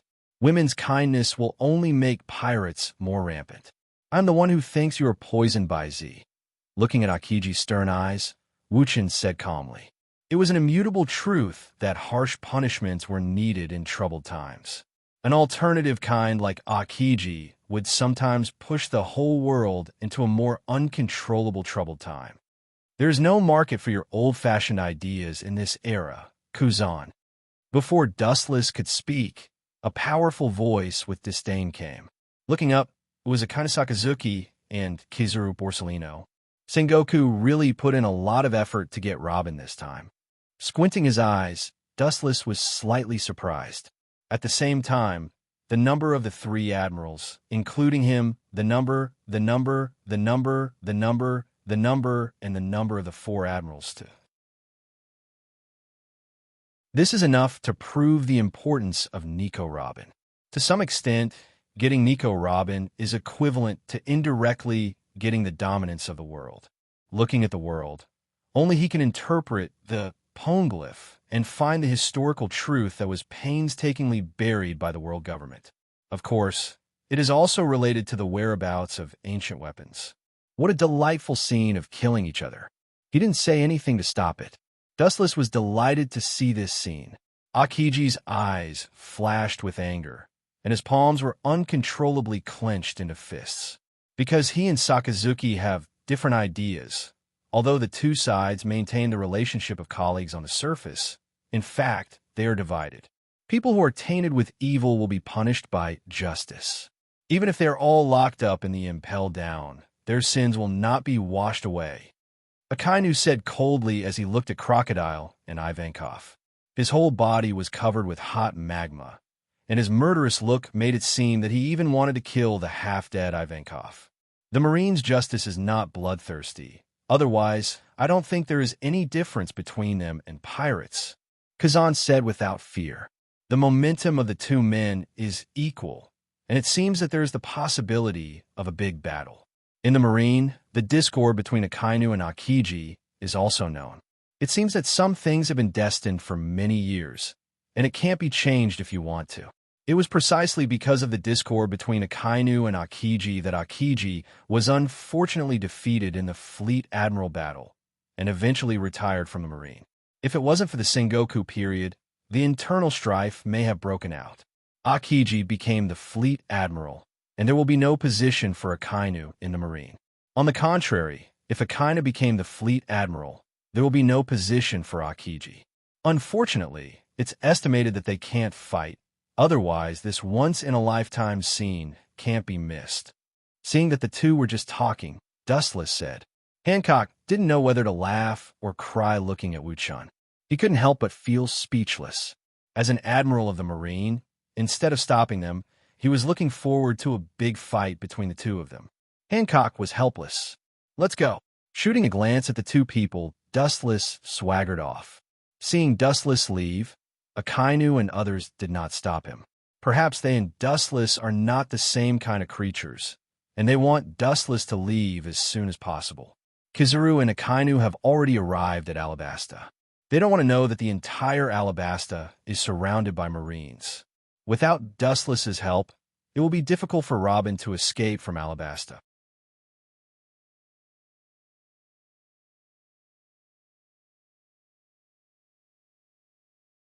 Chapter 730. Dustless was too lazy to participate in the grievances of the three admirals, and he didn't have time to meddle in their business. There were too many things involved behind this. Akainu could hook up with the world government, and Kuzan was the first choice of the fleet admiral. To some extent, this was a conflict between the Marine and the world government. Dustless only needed to stay out of it, and there was no need for him to get involved. In fact, Dustless hoped that Akiji and Akainu would fight, and the Marine admirals would kill each other, and the situation would be more chaotic. He could also take the opportunity to fish in troubled waters and gain greater benefits. But it should be impossible. After all, there is the existence of Kizaru. Today's chaotic world has been divided up by one piece, the world government, Marines, including the Revolutionary Army. What is left for Wuchun are all crooked melons and crack dates. Therefore, in order to obtain greater benefits, the world order must first collapse first. In the dense city, there was an endless stream of people passing by. After Straw Hat Luffy defeated Crocodile, the city seemed to have regained its former vitality. The kingdom in the desert, Alabasta, had a refreshing scenery. Dustless and Hancock walked in the crowd, both of them wearing heavy coats. His identity as a Marine admiral has been known to the world in recent years, and it was necessary to cover it up. Robin, kids nowadays seem to like playing hide-and-seek with adults. This kind of boring game really can't arouse the slightest interest. Wu Chun, who was wearing a hat, lowered the brim of his hat and looked slightly helpless. After looking for a long time, he didn't find any trace of Robin.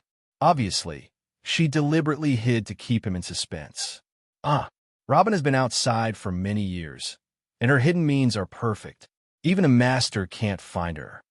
Hancock's face showed a charming dimple, and she looked very proud. Perfect and flawless? Maybe.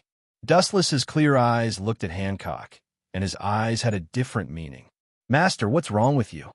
Seeing Dustless staring at her, Hancock's smile solidified, and she asked curiously, "If I didn't expose you, little girl, you would have thought that your trick was perfect."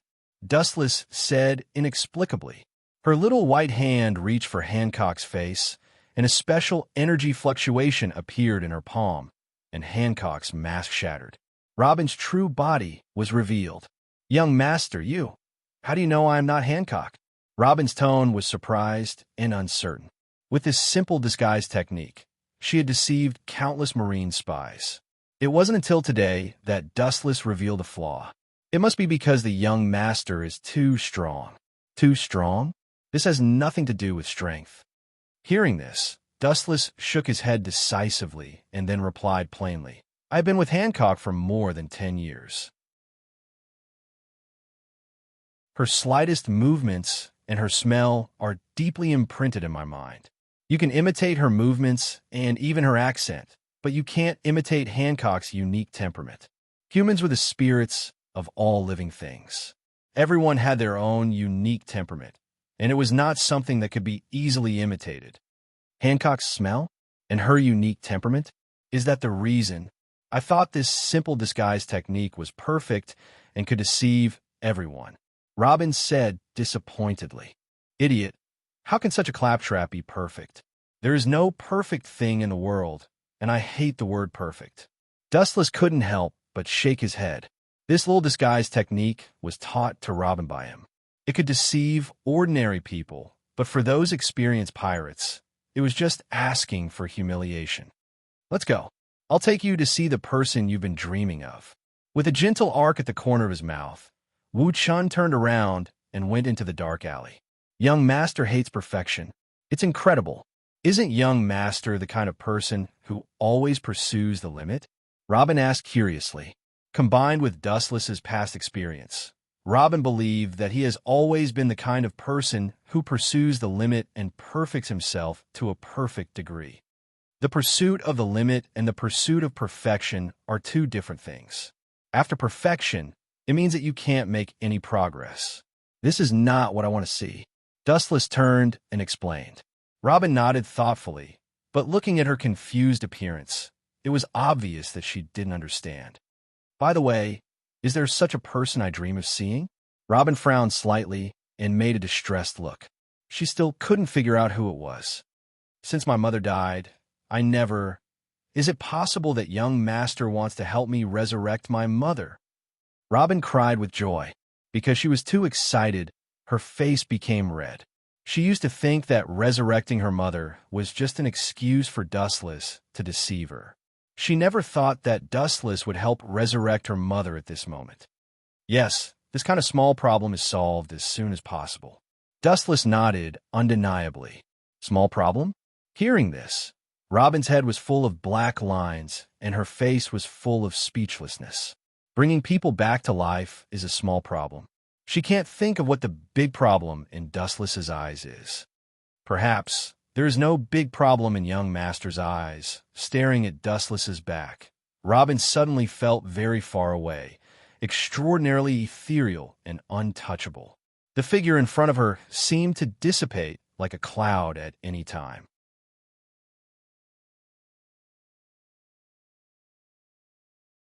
Chapter 731.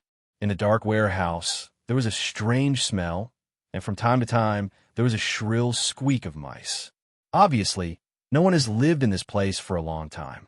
It has been abandoned for many years, and it is full of stench.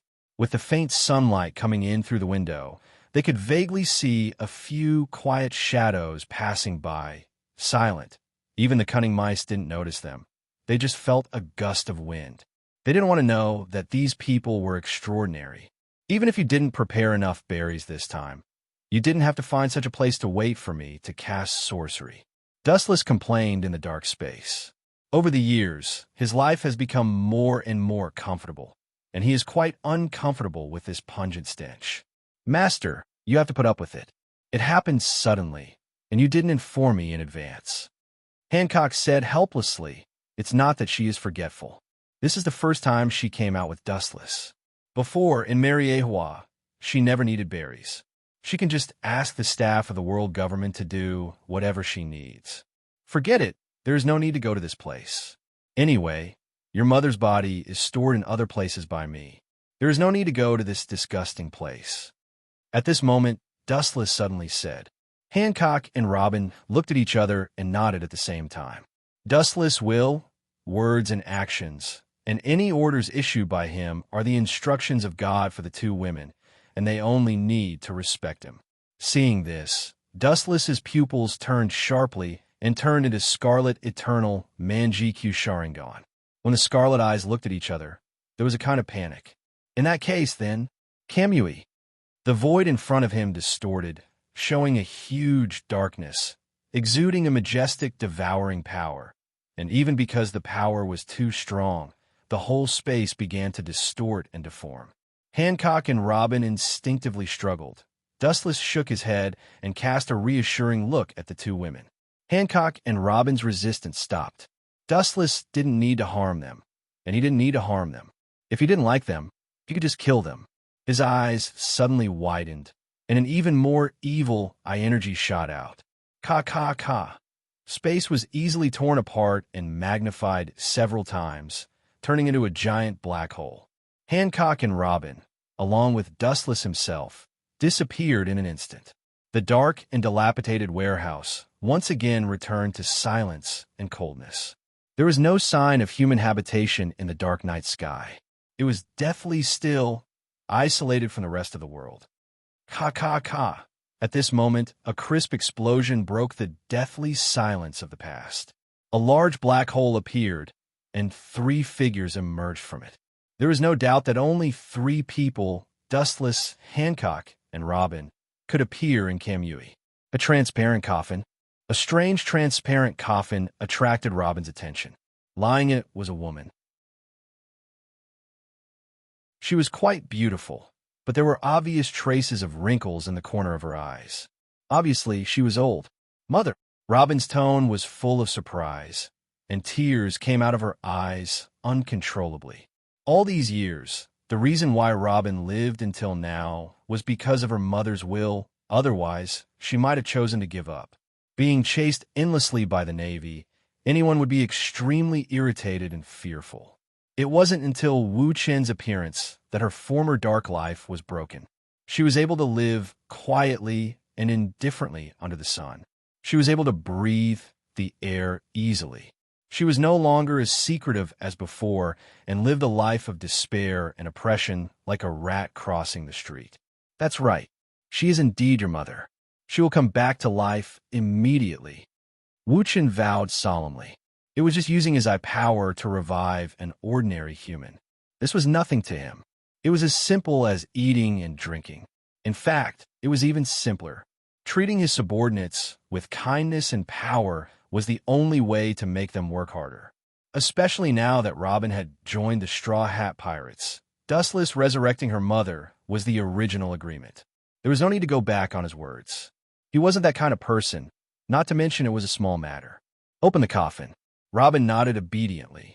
She then carefully removed the lid of the coffin. A cold aura of death emanated from the coffin, and Nico Olivia's frosty face entered her sight. She was motionless in the coffin, and her whole body was filled with decay. If it wasn't for the coffin's protection, she would have rotted many years ago. "Can you do it, master?" Seeing this scene, even Hancock, who trusted Dustless very much, couldn't help but doubt. "Can you do it?" This kind of question is meaningless. I can turn back time, and I can also bring people back from the dead. I am an omnipotent being, and I am also a demon who commits all kinds of evil.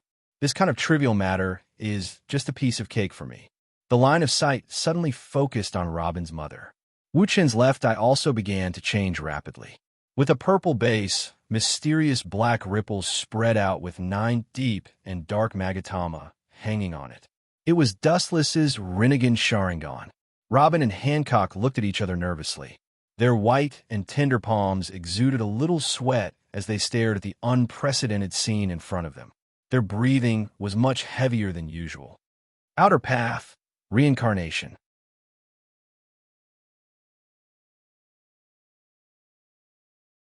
Chapter 732.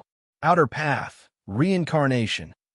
Along with Dustless's order, the malevolent Yama suddenly flashed, as if he had drilled out from hell without any warning. He opened his ferocious big mouth, enough to swallow all things in the world. Looking at the sudden appearance of this terrifying creature, Robin and Hancock instinctively retreated. Their faces were full of fear. They felt a deadly oppression from this ugly creature, which made their nerves a little confused. "Don't worry. He's just a machine-like existence. He won't hurt anyone." Dustless showed a spring breeze smile, indicating that the two women didn't need to worry. This kind of creature from hell, ordinary humans would feel fear and panic, and it's also human nature. Kakaka!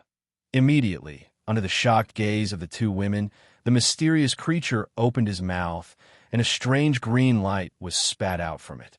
The light was mysterious and full of vitality, and there was an indescribable magical power that seemed to be able to be reborn. In the blink of an eye, all the green light floated into the body of Robin's mother, and like a stone thrown into the sea, it was directly absorbed and swallowed by her.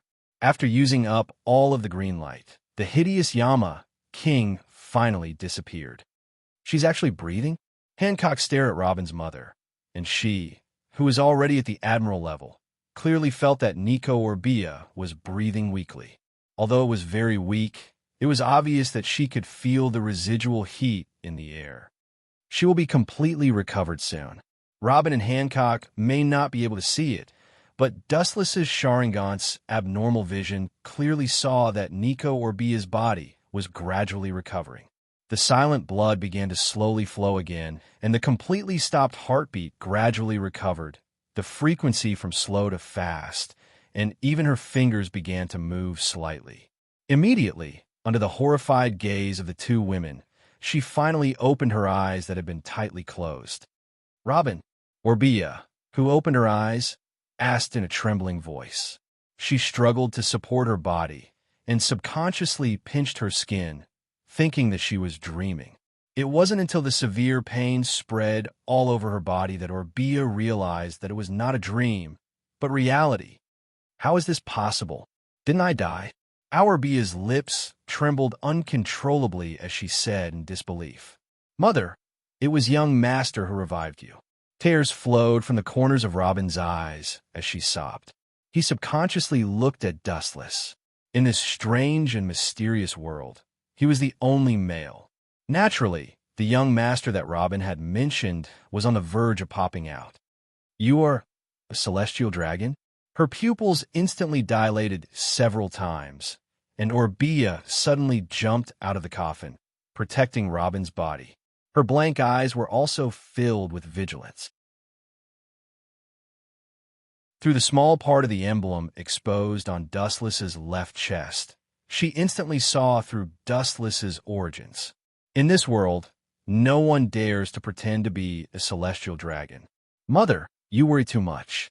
Young Master is indeed a celestial dragon, but there is an essential gap between him and those celestial dragons.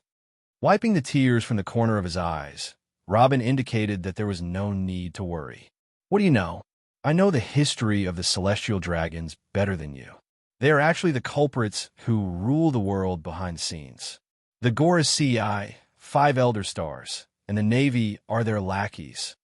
Orbea still did not relax her vigilance and looked at Dustless as if she was facing an enemy. Her eyes were locked on him. Celestial dragons were synonymous with evil in the eyes of the scholars. Their evil was worse than the Gorasii, 5 Elder Stars. Don't be nervous if I want to do it. You are just a person who will return to the place where you came out before in a flash. The dead voice fell, and Dustless also disappeared. What a fast speed. Celestial dragons have such a level of character. Sensing the chilly wind behind her, Orbea suddenly turned her head. In her beautiful eyes, there was an expressionless Dustless. That cold gaze was filled with contempt, as if he could kill her in an instant with just a thought. Orbea's chest rose and fell uncontrollably, and her delicate face was shocked, filled with horror and dullness. Thinking of Mariehua's group of celestial dragons who only know how to eat, drink, and poop, and then comparing it with Dustless in front of her, she suddenly felt that her previous worldview was gradually collapsing. Don't think that you know everything. That's just your wishful thinking. This world is very big, and people who can know all his secrets are useless, and God is no exception. Glancing at Orbea, Dustless retracted his gaze and looked indifferently at the world in front of him. His pupils began to twist again, and the world in front of him began to change dramatically again. Once again, he returned to the previous stinky warehouse. Hancock and Robin were okay. After all, they had just experienced it once, but Orbea's face was directly frozen, and her whole person was motionless like a sculpture. Space instantly shifted, and she came to another world. Thinking about it, she had a ridiculous feeling that this was a dream. Don't be so surprised, I said before, the things you have seen before are just the tip of the iceberg of this world. Celestial dragons, Gorasii, 5 Elder Stars, including the Navy and the so-called Yonko for emperors. Maybe in the near future, they will disappear forever. The world is progressing, and those who indulge in the past can only be swept into the garbage dump of history. His deep eyes seemed to be able to penetrate the world, and Dustless's eyes burned with flames of ambition.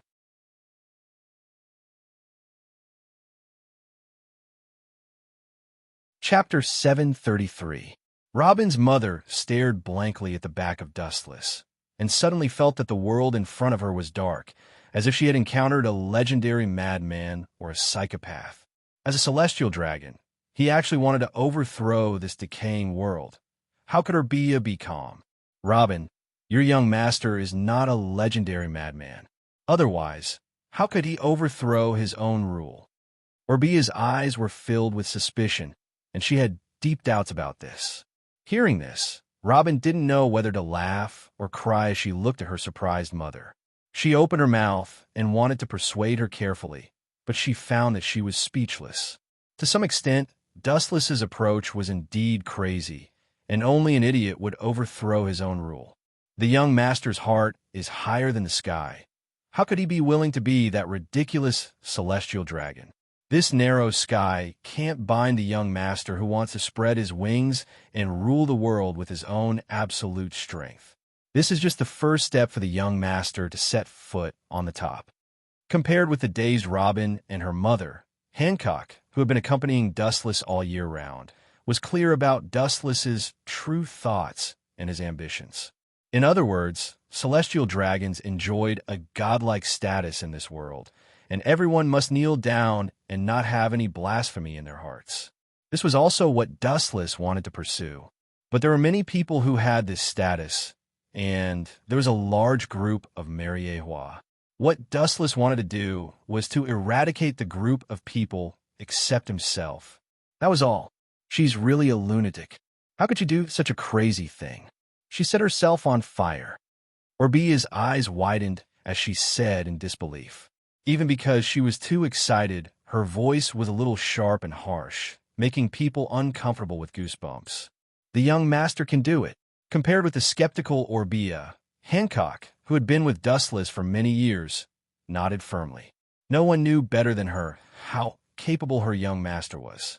In terms of strength, Dustless was an invincible existence in the world, and the forces he'd gathered in secret were extraordinarily enormous.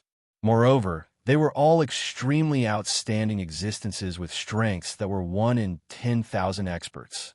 Ordinary people were unable to enter Dustless's attention. Hancock's fanatical eyes infected Robin, and she also looked at Dustless's back with a face full of obedience. Robin, don't forget that you are an archaeologist. Seeing her baby daughter like this, Orbia said solemnly, and her voice was a little depressed. Speechless, Orbia stared at Dustless's gradually dissipating back. She felt a headache coming on. As an archaeological researcher, she had to be careful and cautious about everything. The current Robin did not look like an outstanding archaeologist at all. Instead, he looked like a possessed religious follower. Their fervent gazes were filled with reverence, as if they had seen a god. The world government is destined to be overthrown. This is not a coincidence, nor is it an accident. It's fate. Indifferently looking at the sun gradually setting in the distance, Dustless's eyes were particularly long and deep. Carefully looking at the distant sky, his eyes seemed to see the surface of prosperity, but the inside was rotten to the bottom of Mariehua. From the time I appeared in this world, the sovereignty of this era began to change its name. Time passed by quickly. Unknowingly, 5 days had passed silently between the gaps of his fingers. Dustless also allowed Robin to join the Straw Hat Pirates. Before that, she used a strategy to break into the Straw Hat Pirates and became an inseparable member of them. Marine Headquarters. As the most righteous island in the world, Marin Island, the sky was always clear and cloudless.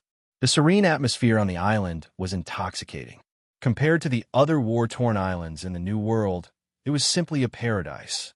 The news that Crocodile was killed spread all over the world like a storm, and the relatively calm sea suddenly set off stormy waves. The fall of a generation of heroes, the shock that spread, was unprecedented, and the whole world fell into an explosion of public opinion, guessing who did it. Some things can't be concealed, and Sengoku didn't hide it and directly told the world the truth of the matter. Of course, the information about Pluton and the Revolutionary Army behind the scenes were all selectively concealed. Therefore, Dustless was inevitably pushed to the center of public opinion again. In a warm office, Dustless comfortably enjoyed the morning sun through the window, lazily arched his body, intending to take a nap, but suddenly there was a depressed sigh beside him. Garp, there's no need to be sad. Your grandson has a bounty of 100 million berries, and he defeated Crocodile. This is the government's recognition of his strength, and you should be happy. At this moment, Garp's face was black, and his old eyes sometimes shot a cold light. His big hands trembled slightly, and the bounty list he was holding was the smiling Luffy. The bounty has also risen from the original 30 million berries to 100 million berries.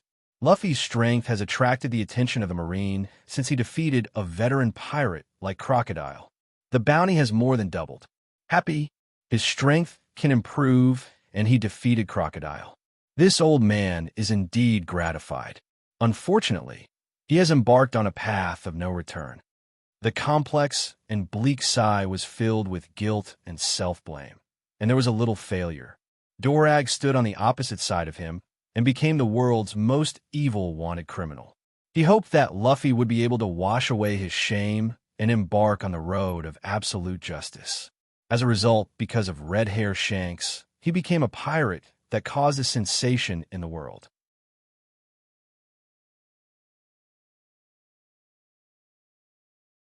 Chapter 734. Glancing at Garp's face, he seemed to have aged a few decades in an instant. His face was slightly dirty, his back was bent, and he looked unusually old. Gazing at Garp with a little sympathy, this old guy is indeed a Marine, but as a family elder, he is indeed a failure. Garp wanted his son to become a dragon, but the result was the opposite. Dolag and Luffy were indeed dragons and phoenixes, but they stood on the opposite side of Garp. Crocodile has been removed from a list, and there are still 2 Shichibukai positions left. Sengoku doesn't seem to have a suitable candidate. Thinking of the vacant Shichibukai position, Dustless changed the topic. Dustless, who had intended to recommend his own people, shut up. If he doesn't say it, he may be promoted. If he says it, he may be excluded forever. Not for the time being.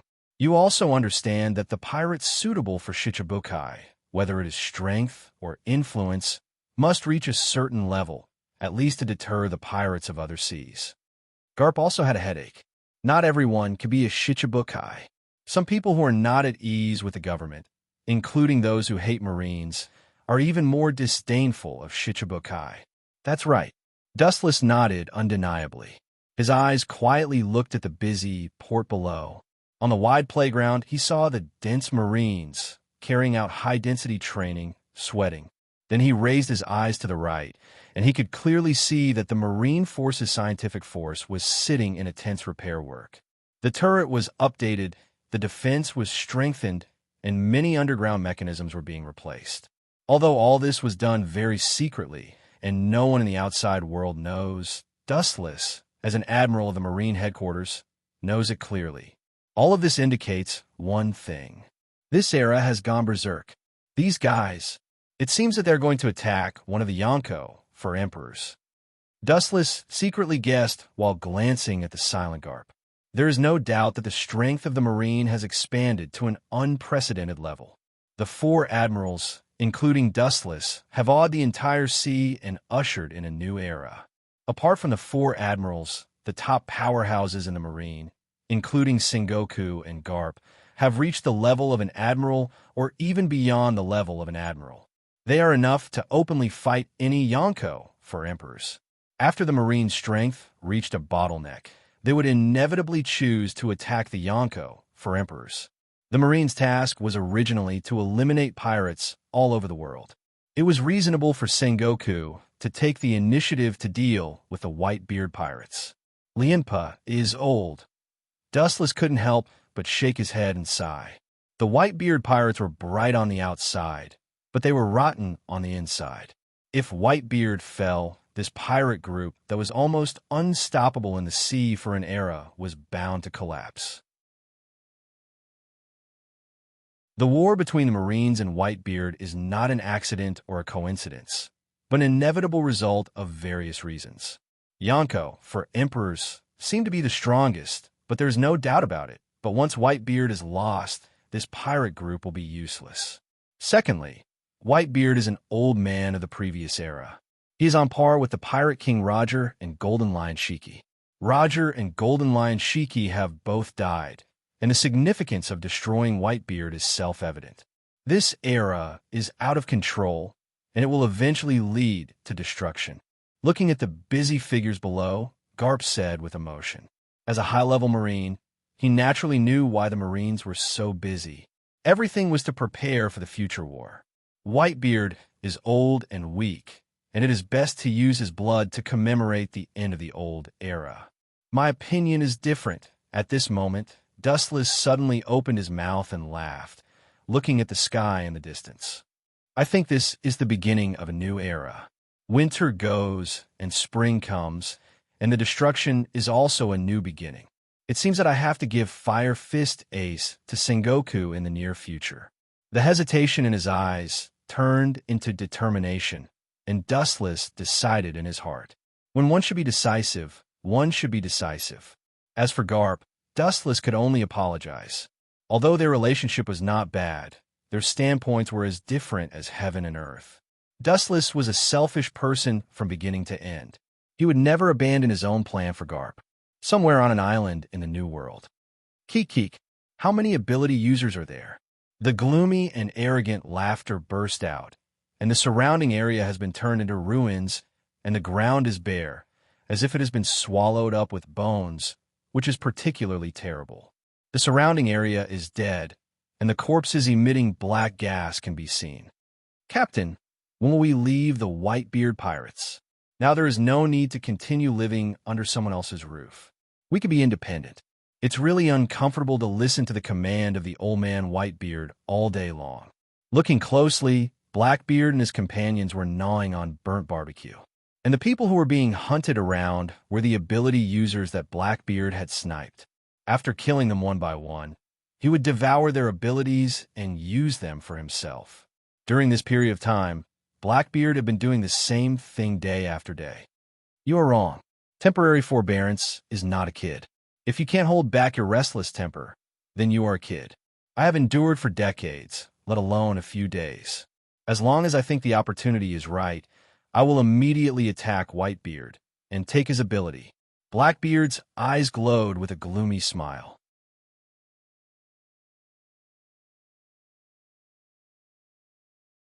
Chapter 735. Blackbeard was surprisingly calm. He had been lurking in the Whitebeard pirates for decades. His anxious heart had been smoothed out, and he could remain calm in the face of everything. If he wanted to succeed and become a person above others, he must first train a good mentality that would not be shaken even by thunder. Otherwise, everything would be in vain. But we don't have to continue to hide. Whitebeard is a dying old man. His ambition have been dragged down by his overburdened body. Now is a good opportunity for us to replace him. Lafitte, who was dressed like a drama character, often played with the stick in his hand. Stupid. Blackbeard scolded with a straight face. Although he is usually very bold and can even turn a deaf ear to some things and completely hand it over to his subordinates, but now this is a matter of life and death. Obviously, he can't act recklessly. It's no problem to attack Whitebeard, but after that, we must find a suitable place to live. Blackbeard's face was gloomy, and his eyes were glowing green, burning with ambition that could devour the world. Don't forget, my goal is one piece. Now, I don't even have enough crew. I can only rely on this broken raft to cross the sea. Thinking about it, Blackbeard couldn't help but get angry. His tone became more severe, and his resentment soared to the sky. He had ambitions as high as the sky. In Blackbeard's eyes, he was born to be the pirate king. However, the cruel reality made Blackbeard feel helpless. Today, he didn't even find a decent companion. The captain's requirements are too high. Blackbeard's subordinate Baggins said. It's not that he didn't find a companion, but he was killed by Blackbeard for testing his skills. Even the other party's devil fruit was swallowed by Blackbeard in the end. In fact, I think it's good to have the other party. There are countless strong people there, and most of them are evil. They hate the Marine and are very reliable, but the difficulty seems to be a bit difficult. At this moment, Sniper Van Oka, who had been silently imprisoned, said with his eyes shining. His word attracted everyone's attention, and they looked at Van Oka expectantly. Today's Blackbeard pirates are not out of the control of Whitebeard, and there are only a few people. Impelled down, Van Oka said. The few crew members were stunned. They looked at Van Oka in astonishment, then they nodded in unison. Although this idea was a little crazy, it was an undeniable fact. The prisoners in the deepest part of Impel Down are the most ferocious pirates in history, and their strength has reached a shocking level. Some people's history was directly erased because of their influence. It was as if they had never appeared. Dream on. Do you think the warden of Impel Down will let us break the prison? Lafitte, who was playing with his crutch, said contemptuously. I am afraid that before they even get close to Impel Down, there will be countless shells flying over. I can give it a try. At this moment, Blackbeard said ambitiously. At the same time, a huge plan suddenly formed in his mind. His eyes flickered back and forth, as if he was considering the feasibility of the plan. As long as you join Shichibukai and get this identity, it is estimated that it will not be difficult to get in and out of Impel Down. The prisoners inside are the best candidates to join my pirate group. Hey. After that, Blackbeard laughed arrogantly and unscrupulously. His fanatical eyes seemed to have seen the future, and the Blackbeard pirates swept through the new world. It's not as simple as you think. Don't forget that there is that man. It's not that simple to join Shichibukai. Sniper Van Oka's voice was slightly panicked. Dustless's figure was uncontrollably reflected in his mind, and the scene of crushing him and Blackbeard, as well as Fire Fist Ace, was vivid in his mind. This, Blackbeard's expression suddenly solidified and froze, replaced by an unprecedented, dignified look, and even his shining eyes were filled with fear. Even if he tries to hide it and keep calm, his uncontrollable body is full of loopholes. There was a soul-deep fear towards Dustless. That kind of overwhelming power that was close to destroying the world was beyond imagination. Even Whitebeard would have no chance of surviving if he faced him. I'm not his opponent in this state. Looking at the corpses all over the ground, Blackbeard affirmed. The abilities of these corpses have been swallowed by him. Now Blackbeard has dozens of abilities. Even so, he does not think that he is Dustless's opponent. The unparalleled ultimate strength is like a rock that makes him breathless. The gap between the two sides is no exaggeration to say that it is a different dimension. Hey, hey, hey, hey, hey. His eyes suddenly flashed with light, and Blackbeard's plan came to his mind, and he grinned and laughed wildly. Captain, several members looked at Blackbeard speechlessly. This guy is always so inexplicable. Hey, hey, am I not the son of the old man? In the future, I can surpass him. He should be very happy. His eyes were filled with cold, killing intent. Blackbeard gritted his teeth and said, I can personally send him to his death, and he can rest in peace in the underworld. He already has a perfect plan in his heart. Naturally, there are conditions to become a Shichibukai, and Blackbeard's condition is to attack Whitebeard. Attacking Whitebeard will definitely lead to being driven out of the Whitebeard pirates and being wanted by the Whitebeard pirates. And it happens that he can become a candidate for Shichibukai for this reason. If he dares to attack Whitebeard and can leave safely, he is bound to be valued by the government, and the position of Shichibukai will be easily obtained.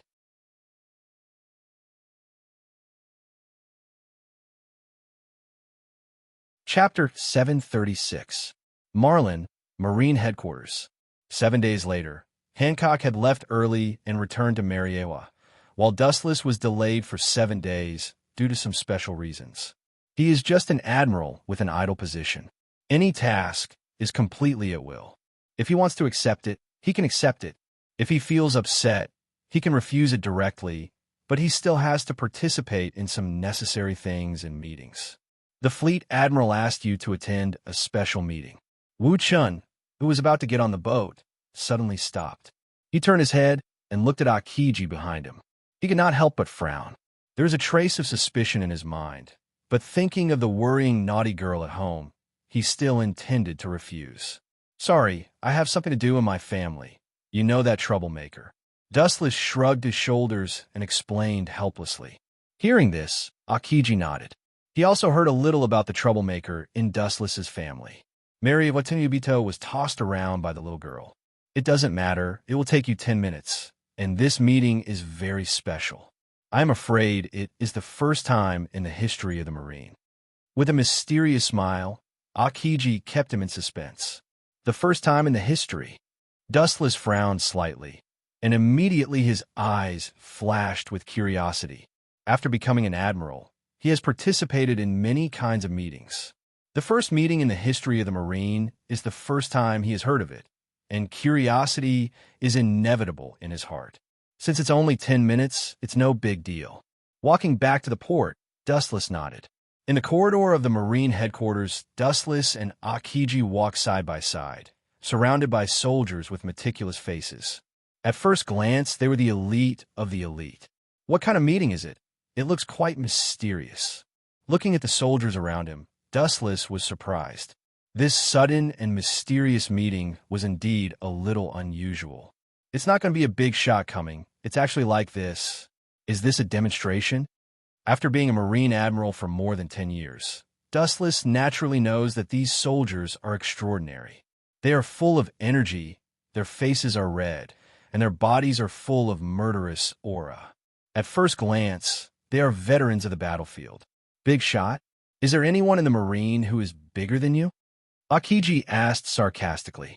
Dustless is a Tenryubito, and his status is above the Gorosei, 5 Elder Stars. There is no doubt that in the whole world, only Mariejoa's Tenryubito can match him. Even Mariejoa's Tenryubito is far inferior. After all, Dustless is a Tenryubito and has shocking strength. Only one's own strength was the guarantee of everything.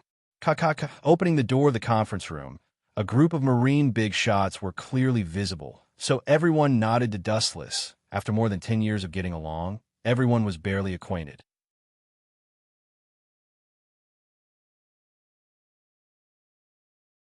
Dustless walked towards the seat that belonged to the great general. This meeting may be a little abrupt, but because it involves too many things, I can only summon everyone here at the last minute. After seeing Dustless take his seat, Sengoku said in a deep voice, "As for the reason for this incident, it's about the candidates for the Shichibukai." Sengoku's words made everyone stunned, and they looked at him without understanding. Including Dustless, he frowned slightly. He didn't remember that there was a Shichibukai in this period, and because of him, the whole world was in a mess, and many things have been derailed from the original work. The candidate who is about to join the Shichibukai, Sengoku's eyes spread out.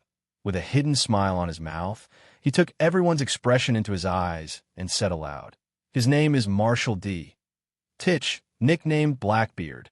Sengoku said with a bright smile on his face, with a bit of conspiracy. When his voice fell, except for a few people, everyone else showed a thoughtful expression, recalling the information of Blackbeard, but they were surprised to find that they had never heard of this guy. Since you don't know Captain, let me explain the experience of Captain Blackbeard. At this moment, a stranger's voice suddenly sounded outside the window, and then a mysterious man with white wings behind him flew in Lafitte. With ripples in his eyes, Dustless recognized him instantly when he saw the man appear. "Huh, a mere pirate is so bold. Just because you broke into the conference room, I can execute you."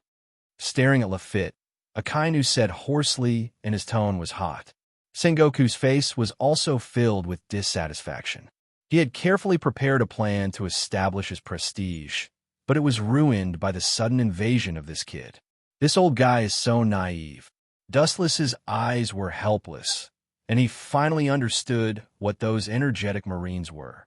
He was afraid that Sengoku had deliberately arranged it to establish his prestige. But he didn't expect this guy's ability to be so strange that he flew in directly through the window. No wonder Akiji said that this was the first meeting in history. This guy can participate in the high-level meeting of the Marine as a pirate. It is indeed the first time. Looking at Lafitte with interest, Dustless had a small smile on his face.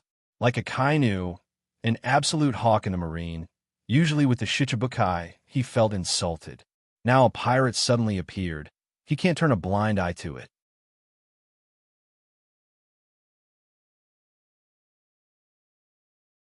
Chapter 737. Akainu's ruthlessness is well known to the world. Sometimes he shows the style of an executioner. For pirates, he has an unforgettable hatred and disgust. He can't wait to slaughter all the pirates in the world.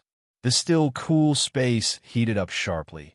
Akainu was boiling, and the tiger's eyes under the brim of his hat were cold, and the killing intent almost turned into a substantial killing intent.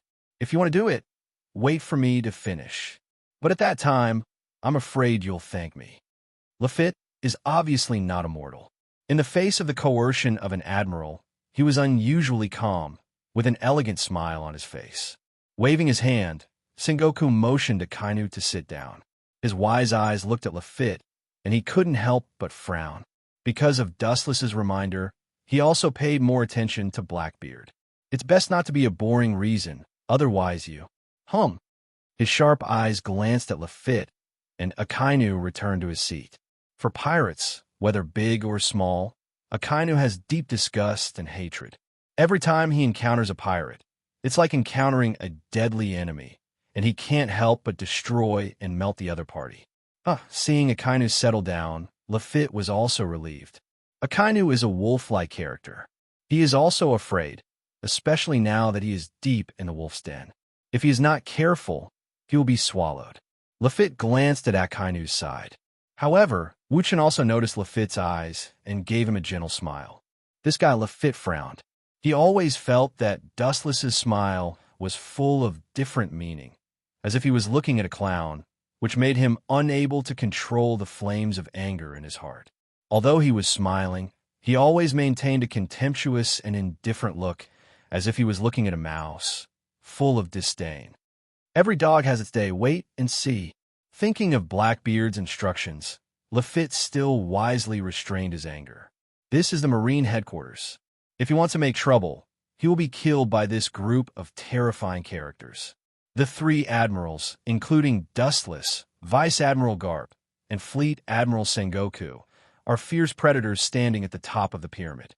If he put up a little resistance, he would be easily killed by them. Tell me the conditions of that Blackbeard guy. You know that not everyone can enter the 7 warlords of the sea. It is necessary to deter the strength of a pirate, Sengoku said expressionlessly. Lafitte smiled faintly, restraining the panic in his heart. He calmly looked at the Marine. Captain's condition for joining Shichibukai is to attack the man with the white beard. Lafitte's words were like a stone falling into the sea, stirring up thousands of waves. Who was Whitebeard? He was recognized as the strongest man in the world. He was still regarded as a mythical existence. No one could shake his position as the overlord.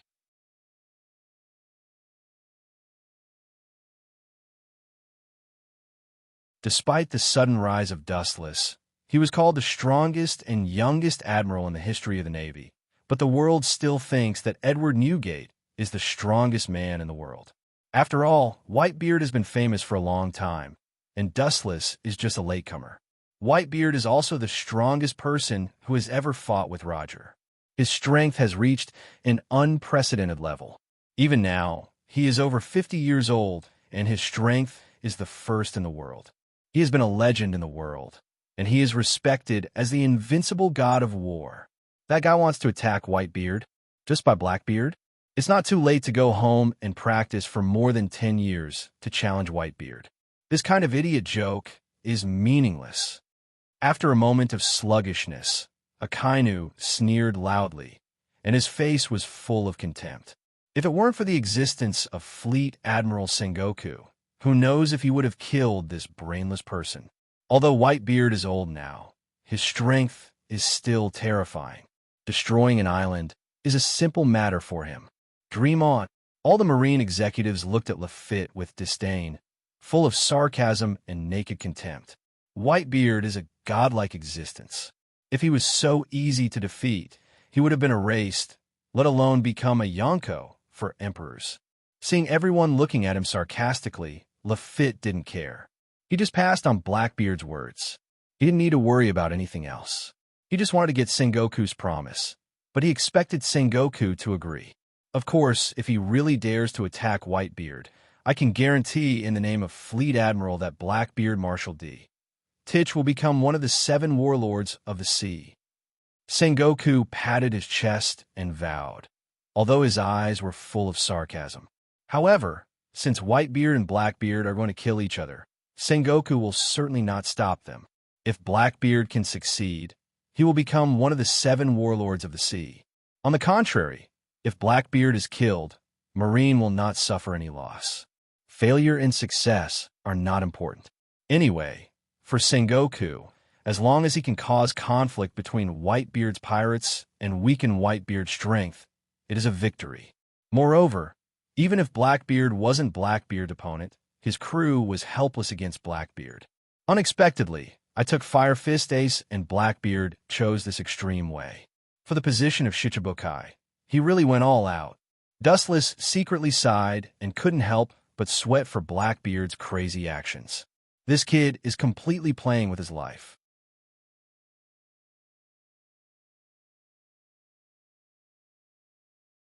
Chapter 738. The Marine headquarters has always been happy to see pirates killing each other. Blackbeard is willing to face the sword without fear of death. Naturally, Sengoku will not refuse his kindness. Instead, he will be happy to help Blackbeard fulfill his dream. That ambitious man has swallowed a lot of people recently, and his control of the dark fruit has also improved. This time, he used tricks to attack. It seems that the old guy Whitebeard won't have it easy. Dustless secretly guessed. It was common knowledge that Blackbeard was extremely confident in doing things, and he deeply believed that caution was the parent of safety. Unless he had no other choice, he would absolutely not expose himself. Once he launches an attack, it means that Blackbeard has enough confidence, or he has thought about the future retreat. Lafitte smiled at the contempt of Sengoku and Dustless. He also thinks that Blackbeard's idea is whimsical. But what can he do? The key is that Sengoku has agreed to Blackbeard's conditions.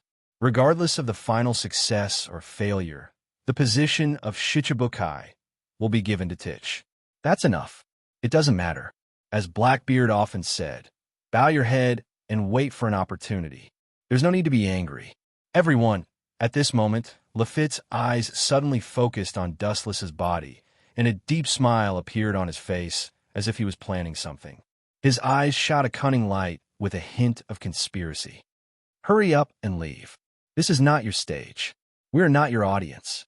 No one likes to watch your clumsy acting. Don't stay and pollute the air. Otherwise, I don't mind being a cleaner to deal with atmospheric pollution. Akainu shouted impatiently with a tone of warning and killing intent, and he hated pirates deeply. Dustless couldn't help but smile when he heard this. He looked at the gloomy Sakazuki in surprise. He didn't expect this guy to have such a humorous side. Lafitte heard this and then said with a smile, I have painstakingly prepared the script. I believe that you will be looking forward to it and will be shocked. Lafitte lowered his tone and said with a hint of flattery. He was in a tiger's den. He really didn't have the confidence to be tough. There are many strong people here who can kill him in 10 moves. If you have something to say, say it. I hope it's not something boring. Don't forget that a promise is not an admission. Before Blackbeard attacked Whitebeard, he was always a pirate, and you're no exception. With a cold light in his eyes, Sengoku said indifferently, and his words revealed the meaning of coercion. Lafitte breathed a sigh of relief and took a deep breath to stabilize his mind. He was really afraid that Akainu would throw him out unreasonably. Everyone knows that Fire Fist Ace has mysteriously disappeared. These days, Whitebeard has been racking his brains for him. He's been frantically searching for traces of Ace.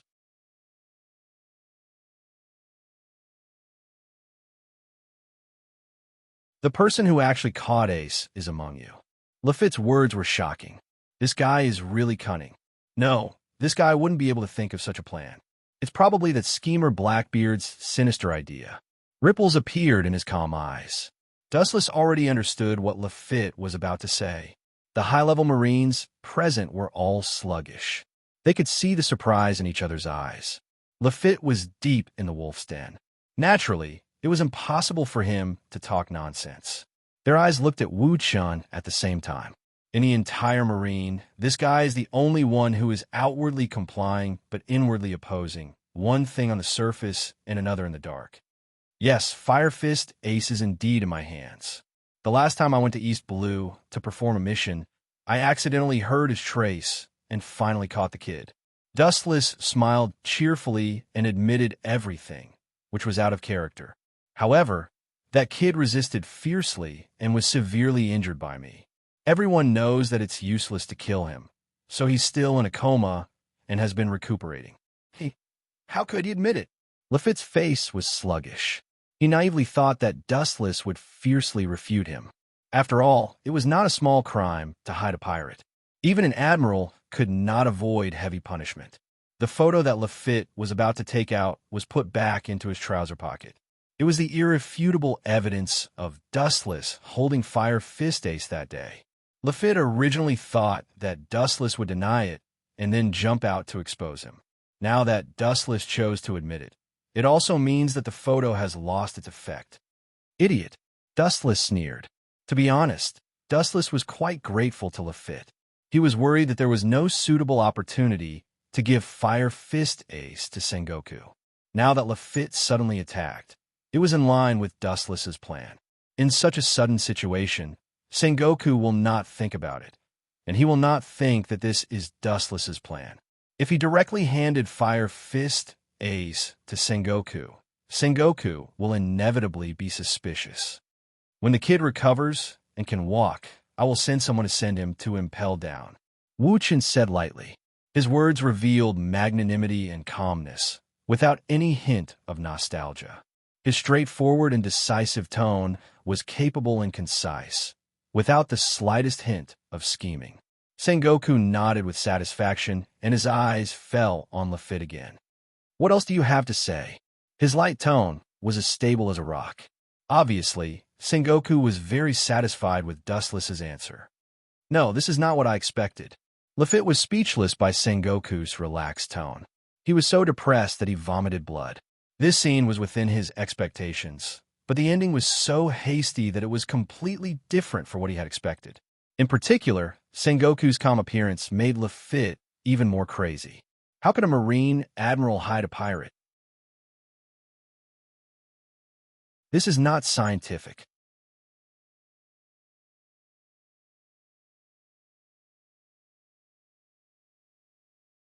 Chapter 739. Lafitte's old face was blue, and there were signs of turning green. Looking at the scene in front of him, it seemed that he didn't react for a while. His eyes were empty and gray, and his mind was blank.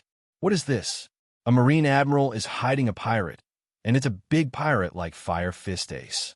Sengoku not only did not punish him, but he didn't even blame him. It was too obvious that they were purposely going easy on him, especially when everyone was acting so relaxed and indifferent. It was obvious that they were already used to this kind of situation. What is this guy's background? Lafitte's heart beat violently. The corner of his mouth trembled uncontrollably. The frequency of his heartbeat accelerated as if it was about to break out of his chest, and his pale skin became red. This is not Sengoku's heart is higher than the sky, but the guy in front of him is obviously unusual. This kind of thing may fall on Admiral Akainu and Akiji, and it will be another matter, but it falls on Dustless, as if it's nothing. Sure enough, as Akainu said, a poor script and a third-rate actor with bad acting skills. Dustless looked at the stunned Lafitte with disdain. He had long understood what this guy's intention was, or what Blackbeard behind him wanted. It's nothing more than taking this opportunity to pull Dustless down. He even hopes to use this as an excuse to imprison Dustless in a dark place like Impel Down. However, all this is just a plan, and it's really different from reality. Wasting the old man's time. Is your gorgeous performance so rough? It's better for this old man to put on a bright bonfire banquet. Akainu, who was indifferent by nature, stood up. His whole body was emitting hot crimson magma, and his eyes were cold. Although he is Blackbeard's subordinate, what can he do? After all, Blackbeard is not a Shichibukai. Blackbeard has not attacked Whitebeard, which means that the treaty is not effective for the time being. It's just a verbal agreement, which shows that this guy is still a pirate. Even if he kills him, Blackbeard will have nothing to say. Who dares to break into the Marine headquarters alone? Lafitte's forehead was full of black lines as if he had fallen into an ice cave. His heart was full of despair. He suddenly felt like an idiot. He thought that because he was Blackbeard's envoy, the Marines would not embarrass him. Lafitte's heart was cold. All the Marines' high-level officials looked indifferent, and their expressionless faces were full of indifference. Obviously, if Akainu really killed him, these people would look at him coldly. Pirates don't need to pay attention to morality or sympathy. Sit down, Sakazuki. Sengoku frowned. Although he appreciated Sakazuki's decisiveness, it was too reckless. Simple force can't solve everything, and pirates can never be killed. Moreover, the position of Marine Fleet Admiral often requires more strategic vision and wisdom than ordinary people. Strength is secondary. After all, there is no Fleet Admiral to fight. To a certain extent, the existence of the 7 warlords of the sea is to control evil with evil. You can leave now. Remember to repeat what I just said to Blackbeard. Sengoku glanced at Lafitte and then waved his hand casually. Lafitte went back to where he came from. All in all, the Marine headquarters does not welcome him. It is a blasphemy for a mere pirate to set foot in Marlin. Lafitte pretended to be calm and nodded his head. Soon after, his dark and cold eyes quietly spread out and took in the faces of everyone present. It was as if he wanted to engrave them in his heart forever so that he could take revenge in the future. Of course, the main line of sight is still focused on Dustless. Dustless entered the eyes, and there was always a calm and elegant smile in the corner of his mouth, and the handsome and slightly immature face remained unchanged. There will be a day when the Blackbeard pirates will double back. Lafitte swore fiercely in his heart, and he recondensed his wings behind him and flew out of the window, leaving this place forever. In all fairness, he didn't want to come to this place full of depression. Even if Blackbeard really became one of the 7 warlords of the sea in the future, he didn't want to come to this tiger's den. In front of these people, if you don't have the strength to match them, you will only humiliate yourself. For example, before, Lafitte himself was like a funny clown actor, trying his best to perform an act, but the audience of Dustless mercilessly gave him a bad review. It's outrageous. Bastard, titch that guy. Lafitte's face trembled. By now, he already knew that the respected captain was a scapegoat. There is no doubt that Blackbeard was afraid of entering the tiger's den, so he arranged for him to be the scapegoat. Time flew by. About half an hour later, the boring meeting was over, and the people gradually left. Marlin opened his mouth. When Dustless was about to return to Marioa by boat, a powerful roar exploded in his ears. Turning his head, it was Garp. Ace, it turns out that he has been caught and hidden by you. No wonder Whitebeard has been sad all day. Ace, and you should have no direct conflict. Why did you do that? Glancing at the indignant Garp with a cold gaze, Wu-chan pursed his lips into a smile. Do you have to do that? The reason is very simple. Because I'm a Timiyubido, Fire Fist Ace is AD. Because I'm a Marine, he is a pirate, I and Fire Fist Ace are enemies. This is not an opposing relationship, but fate. You're tuning in to the Romance Rendezvous YouTube channel. We're so grateful for your support, and don't forget to subscribe to join us on this incredible journey through captivating stories. Your generosity through donations truly makes a world of difference, as it's the primary source of revenue that allows me to expand and enhance this channel for you. Thank you from the bottom of my heart for being a part of this adventure.